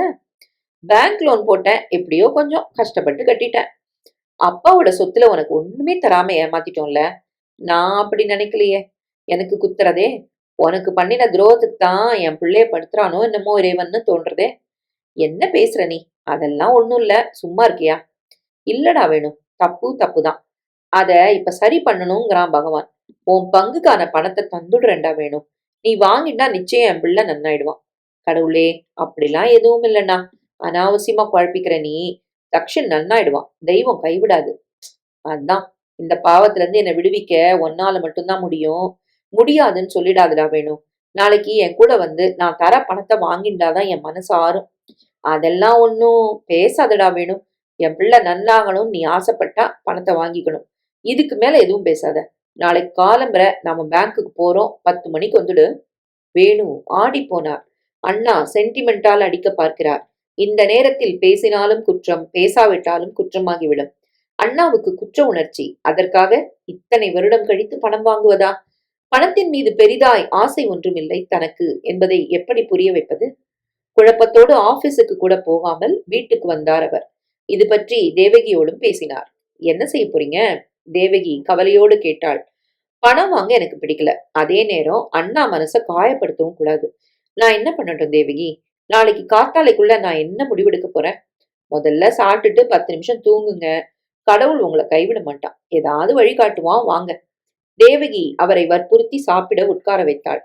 பாச்சு எப்ப போனா? எப்பவும் போலதான். என்னாச்சு உங்களுக்கு? சம்பந்தம் இல்லாத கேள்வி. அந்த பொண்ணுகிட்ட சொல்லிருப்பான்ல. ஓ அதுவா? சொல்லிருப்பான். காலம்பர அந்த பிள்ளை வீட்டுக்கு வந்திருந்தான். யாரு? இவன் ஃப்ரெண்டு. இவனை தினமும் வண்டியில கூட்டு போவான்ல, அவன் சீக்கிரமாவே போனோம் வாடான்னு கூட்டின்னு போனான். நல்ல பையனா இருக்கான். தினமும் வண்டியில கூட்டு போக யாருக்கு மனசு வரும்? அவனுக்கு அம்மா கிடையாதான். அம்மான்னு என்னை எத்தனை முறை கூப்பிட்டான் தெரியுமா? நம்ம வீட்டு சாப்பாடும் டிஃபனும் தினமும் பாய்ச்சி கொடுப்பானாம். அந்த மாதிரி சாப்பிட்டதே இல்லையா. அதுக்கே உங்களை ஒரு தரம் பார்க்கணும்னு தோணுச்சு, அதான் வந்தேன்னா. அவள் சொன்னது எதுவும் அவர் புத்தியில் பதியவில்லை. அவரது எண்ணம் முழுக்க அண்ணாவுக்கு மறுநாள் என்ன பதில் சொல்ல போகிறோம், எப்படி சமாளிக்கப் போகிறோம் என்பதிலேயே இருந்தது. சாப்பாட்டுக்கு பிறகு கண்மூடி படுத்திருந்த சமயம் வாசல் கேட்டை யாரோ திறக்கும் ஒலி கேட்டது. அடுக்களையில் வேலையாக இருந்த தேவகி வாசல் பக்கம் போனாள். இருக்க இருக்க உடம்பு மோசமாகிக் கொண்டே வந்தது. வலியில் துடித்தான் சலீம். அடிக்கடி மயக்கமானான். பாத்திமா பிள்ளையின் எதிரில் அழ முடியாது வெளியில் வந்த துக்கத்தை அடக்க முடியாமல் அழுதாள். அப்படி ஒரு முறை அழுதுவிட்டு முகம் துடைத்துக் கொண்டு எழுந்த நேரம் கீழே ஒரே சத்தமும் பரபரப்புமாய் இருப்பதை கவனித்தாள். ஆம்புலன்ஸ் ஒன்று வந்து நிற்க 2 ஸ்ட்ரெச்சர்களில் யாரோ இருவரை எடுத்துக்கொண்டு மின்னல் வேகத்தில் சென்றார்கள். ஏதாவது விபத்தாக இருக்க வேண்டும். வெள்ளை துணியெல்லாம் ரத்தமாக இருந்தது. அடப்பாவமே என்று முனகினாள். தனக்கு எத்தனையோ பிரச்சனை இருந்தாலும் அடுத்தவருக்காகவும் கொஞ்சம் கண்ணீர் சிந்தும் மனிதர்கள் இன்னும் சிலர் இருப்பதால் தான் இன்னும் இந்த பூமி சுழன்று கொண்டிருக்கிறது.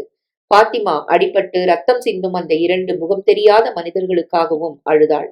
தன் பிள்ளைக்காக தான் அழுவது போல்தானே அந்த 2 ஜீவன்களையும் பெற்ற உள்ளங்களும் அழும். பாவம் யாரோ என்னவோ. வேதனையோடு அவள் உள்ளே வந்தாள். வேதனை அவளுக்குத்தானே தவிர அங்கே யாரும் யாரை பற்றியும் கவலைப்பட்டதாய் தெரியவில்லை. ரத்தங்களும் வலிகளும் வேதனை முரல்களும் மரணங்களும் அவர்களுக்கு தினம் தினம் பார்க்கும் சர்வசாதாரண விஷயமாக இருந்தது. தினம் ஒரு மரணம். மரித்து போன உறவுகளில் திடீர் ஒப்பாரியை கேட்கும் போதெல்லாம் அவளது சர்வநாடியும் ஒடுங்கி போகும். அடிவயிறு தனியே கழண்டு செல்வது போல் தோன்றும். தானும் இப்படிதான் ஒரு நாள் அழுவோமா? புருஷன் செத்த போது இப்படித்தானே அழுதாள். இப்போது பிள்ளைக்கும் அழ வேண்டிய நிலை ஏற்பட்டு விடுமா? தேகம் நடுங்கியது. அல்லாஹ், வேண்டாம். புத்திர சோகம் எனக்கு வேண்டாம். என் பிள்ளையை காப்பாற்றி கொடுத்து விடு. ஒரு இழப்பு எனக்கு போதும். பாத்திமா அன்றிரவு முழுக்க தூங்கவில்லை. கிழிந்த நாராய் படுத்திருந்த பிள்ளைக்கு அருகில் அமர்ந்து இறைவனிடம் பிரார்த்தனை செய்தாள். பிரார்த்தனையிலேயே பொழுது விடிந்தது. ஆஸ்பத்திரியின் வழக்கமான பணிகள் ஆரம்பித்து விட்டன. விடிந்த சற்று நேரத்தில் ரஹீம் தம்பியை கூட்டிக் கொண்டு வந்தான். என்னடா காலங்கத்தால நீ வீட்டுக்கே வரலன்னு இவன் ஒரே அழுகம்மா. நான் என்னடா செய்யட்டும், அண்ணனுக்கு நேத்து ரொம்ப முடியல, விட்டுட்டு வர மனசு இல்ல. ராத்திரி சாப்பிட்டீங்களா? ஆயா கடையில ஆப்பம் வாங்கி சாப்பிட்டோம். நீ வேலைக்கு போவேனா? போறேன். இவனுக்கு இன்னைக்கு ஸ்கூல் லீவ் ஆச்சே, இங்க விட்டுட்டு போகவா? இங்க எங்கடா இருப்பான்? திட்டுவாங்கடா, சின்ன பிள்ளைங்க இருக்க கூடாதுன்னு வாங்க. நான் இங்கதான் இருப்பேன். அவன் பாட்டுக்கு இருப்பாம்மா, ராத்திரி கூட்டிட்டு வந்துரு. ரஹீம் கிளம்பினான். சின்ன பிள்ளை ஓரிடத்தில் நிற்காமல் ஓட பாத்திமா அவன் பின்னால் திட்டிக்கொண்டே ஓடிக்கொண்டிருந்தாள். மத்தியான பொழுதுக்குள் தாவு தீர்ந்து விட்டது. ஒரு கட்டத்தில் பலார் என்று 4 அறை வைத்து ஒரு மூலையில் தூங்க வைத்தாள். ஏம்மா, சலீம் அம்மாங்களாமா? யாரோ தொடர்ந்து குரல் கொடுத்து கேட்டு எழுந்து ஓடினாள். நான் தாங்க. எங்க போயிட்டம்மா? டாக்டர் கூப்பிடாரு பாரு, போய் என்னன்னு கேளு. பாத்திமா ஓடினாள். வாங்கம்மா. அவர் அழைத்து விட்டு வேறு ஏதோ ஒரு அவசர கேஸ் ஷீட்டை பார்த்து முடிக்கும் வரை அவர் என்ன சொல்ல போகிறாரோ என்ற கவலையோடு நின்றிருந்தாள். 10 நிமிடம் கழித்து அவர் நிமிர்ந்தார். உங்க பையனுக்கு நாளைக்கு ஆபரேஷன்மா. அவள் திகிலோடு அவரை பார்த்தாள். ஏதோ கிடைக்கணும், நீங்களே கிடைச்சிடுச்சா டாக்டர்? உன் பையனோட நல்ல நேரமோ அதிர்ஷ்டமோ, அவனுக்கு வேண்டிய லிவர் கிடைச்சிருச்சு. நாளைக்கு காலையில ஆபரேஷன். பயம் ஒண்ணும் இல்லையே டாக்டர் ஐயா? வாழ்க்கையே ரிஸ்க் தானம்மா. பயந்தா எதுவும் செய்ய முடியாது. எங்களால முடிஞ்ச வரைக்கும் உங்க பையனை காப்பாத்திடணும் தான் ஆசைப்படுறோம். எல்லாம் நல்லபடியா நடந்து மாத்து கல்லீரல் உங்க பையன் உடம்புல வேலை செய்ய ஆரம்பிச்சிருச்சுன்னா கவலையே இல்ல. நாளைக்கு காலையில பேப்பர் கொடுப்பாங்க, கையெழுத்து போட்டு கொடுங்க. பாத்திமா வெளியில் வந்தாள். ஒரு பக்கம் சந்தோஷமாக இருந்தது, மற்றொரு பக்கம் பயத்தில் நடுங்கியது. இரவு முழுக்க செய்த பிரார்த்தனை வீண் போகவில்லை. இது நாள் வரை கிடைக்காத உறுப்பு கிடைக்கப் போகிறது. அதே தெய்வம் அறுவை சிகிச்சையிலும் துணை நிற்கும் என்ற நம்பிக்கையோடு பிள்ளையிடம் வந்தாள். வரும் வழியில் எதிரில் அந்த இதய நோயாளியின் மனைவி தென்பட்டாள். எக்கா, ஒரு விஷயம் சொல்லத்தான் வந்தேன். என் புருஷனுக்கு நாளைக்கு ஆபரேஷன். அவருக்கு பொருந்துற மாதிரி இதயம் கிடைச்சிருச்சான். என் பிள்ளைக்கும் நாளைக்கு தான் ஆபரேஷன். நல்லபடியா நடக்கணும்க்கா. எந்த புண்ணியமா இதயமோ. இனிமேயாச்சும் இந்த மனுஷன் அன்பா ஆசையா இருந்தா நல்லா இருக்கும். அவள் பரபரப்பாக போய்விட்டாள். பாத்திமா பிள்ளையிடம் வந்தால் நிம்மதியையும் மீறி ஒரு நடுக்கம் உடலில் இருந்தது. புருஷன் எனும் அடிமரம் விழுந்த பிறகுதான் மரத்தை தாங்கும் இந்த விழுதும் பட்டு போய்விடுமோ என்று பயந்தவளுக்கு டாக்டர் நம்பிக்கை கொடுத்திருக்கிறார். விழுது பிழைத்து விடும் என்று. பிழைக்க வேண்டும். வேணுவின் அண்ணா மணியை பார்த்தார். 10 மணிக்குள் வரவேண்டிய வேணுவை இன்னும் காணவில்லை. என்ன ஆயிற்று? பணம் வாங்கிக் கொள்ள அவனுக்கு இஷ்டம் இல்லையா? அல்லது அன்றைக்கு பெற்ற தகப்பனின் முக தரிசனம் கிடைக்கச் செய்யாமல் இருந்ததற்கு இன்று பிள்ளையை இழந்து பரிதவிக்கட்டும் என்று நினைக்கிறானா? சேச்ச, வேணு நல்லவன்.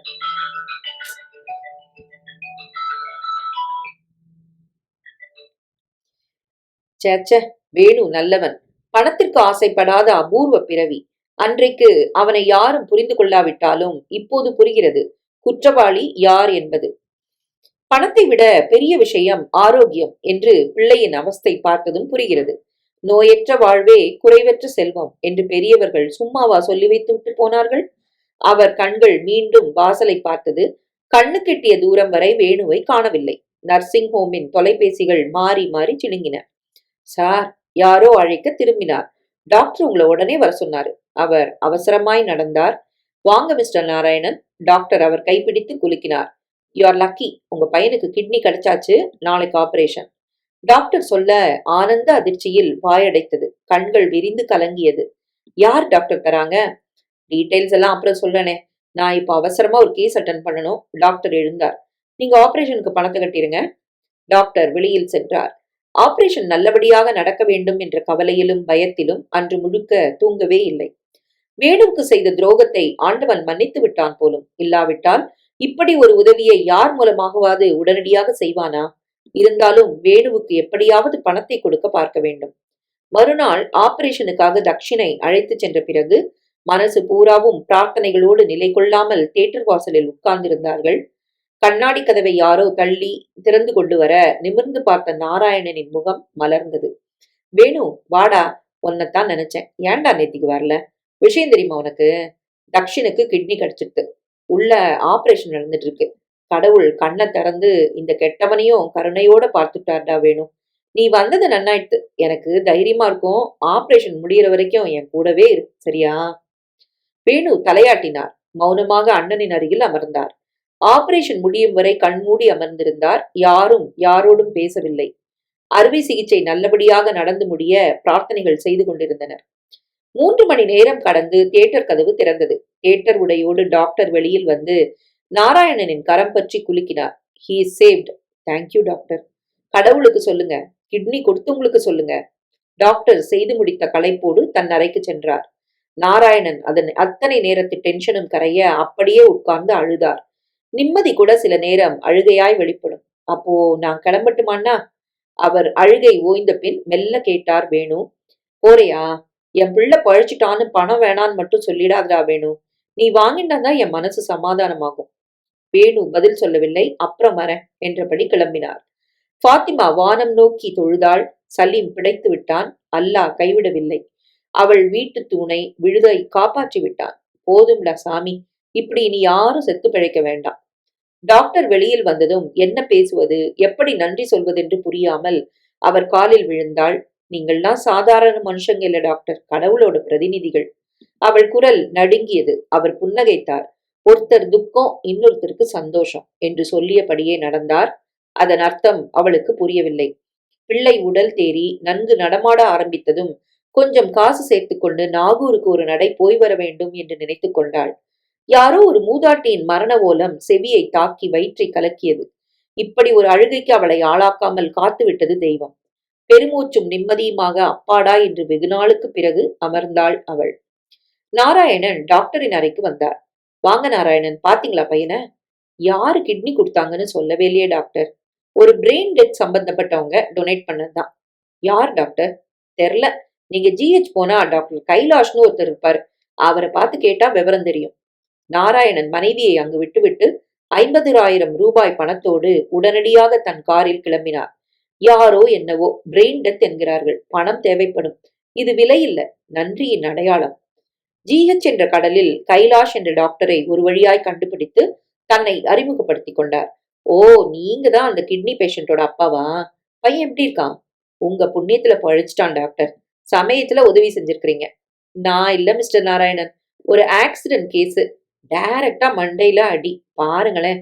துளி கூட வெளியில எங்கேயும் ப்ளீடிங் இல்ல. ஆனா பிரெயின்ல ரத்தம் உறைஞ்சு பிரெயின் டெத் ஆயிடுச்சு. Pathetic case. சின்ன வயசு. அவனோட அப்பாவ சொல்லுங்க. அந்த துக்கத்திலயும் மனுஷர் எடுத்த நல்ல முடிவு தான் உங்க பையனை மட்டும் இல்ல, இன்னும் 4, 5 உசுர காப்பாத்திருக்கு. ஒரு லிவர் டிரான்ஸ்பிளான்டேஷன், ஒரு ஹார்ட் டிரான்ஸ்பிளான்டேஷன், 2 பிளைண்டுக்கு கண்ணு கிடைச்சிருக்கு. மொத்தத்துல மகாத்மான்னு கூட சொல்லலாம். அவரை எங்க பார்க்கலாம் டாக்டர்? இதுக்கெல்லாம் ரொம்ப ரொம்ப பெரிய மனசு வேணும். ஃபார்மாலிட்டிஸ் முடிஞ்சு பாடியை கலெக்ட் பண்ணிக்கிறதுக்காக வெயிட் பண்ணிட்டு இருக்காரு. வாங்க, அவரை பார்க்கத்தான் நானும் போயிட்டு இருக்கிறேன். நாராயணன் டாக்டரோடு நடந்தார். ஒரு பிளாஸ்டிக் நாற்காலியில் துவண்டு சரிந்திருந்த உருவத்தின் அருகில் சென்று மெல்ல அவரை தொட அந்த மனிதர் திரும்பினார். வேணு! நாராயணன் அதிர்ந்து நின்றார். என்னடா இதெல்லாம்? யாருக்கு என்னாச்சு? வேணு பேச்சிழந்து அமர்ந்திருந்தார். பாச்சுவின் உடல் பிண ஊர்தியில் ஏற்றப்பட்ட போது அத்தனை பேரும் கையெடுத்து கும்பிட்டார்கள். ஏ அல்லா, ஒரு பச்சை பிள்ளை உயிரை பறிச்சா என் பிள்ளைய பழிக்க வச்ச? பாத்திமா பாச்சுவின் கால்களில் முகம் வைத்து கதறினாள். அவள் மட்டுமல்ல, தானம் பெற்ற அத்தனை பேரின் உறவுகளும் கண்கலங்க அவனுக்கு இறுதி அஞ்சலி செலுத்தின. வேணு கற்சிலையாய் நின்றிருந்தார். தேவகி நடைப்பிணமாய் அவர் அருகில். எப்படிரா வேணு, இந்த கொடுமை எப்படி நடந்தது? நாராயணனின் கேள்விக்கு வேறு யாரோ பதில் சொன்னார்கள். ஆக்சிடென்ட். சிநேகிதனோட வண்டியில போயிருக்கான். ஒரு சைக்கிள் குறுக்கே வரவும் சடன் பிரேக் போட்டதுல வண்டி குப்புற எகிரி கவுந்திருக்கு.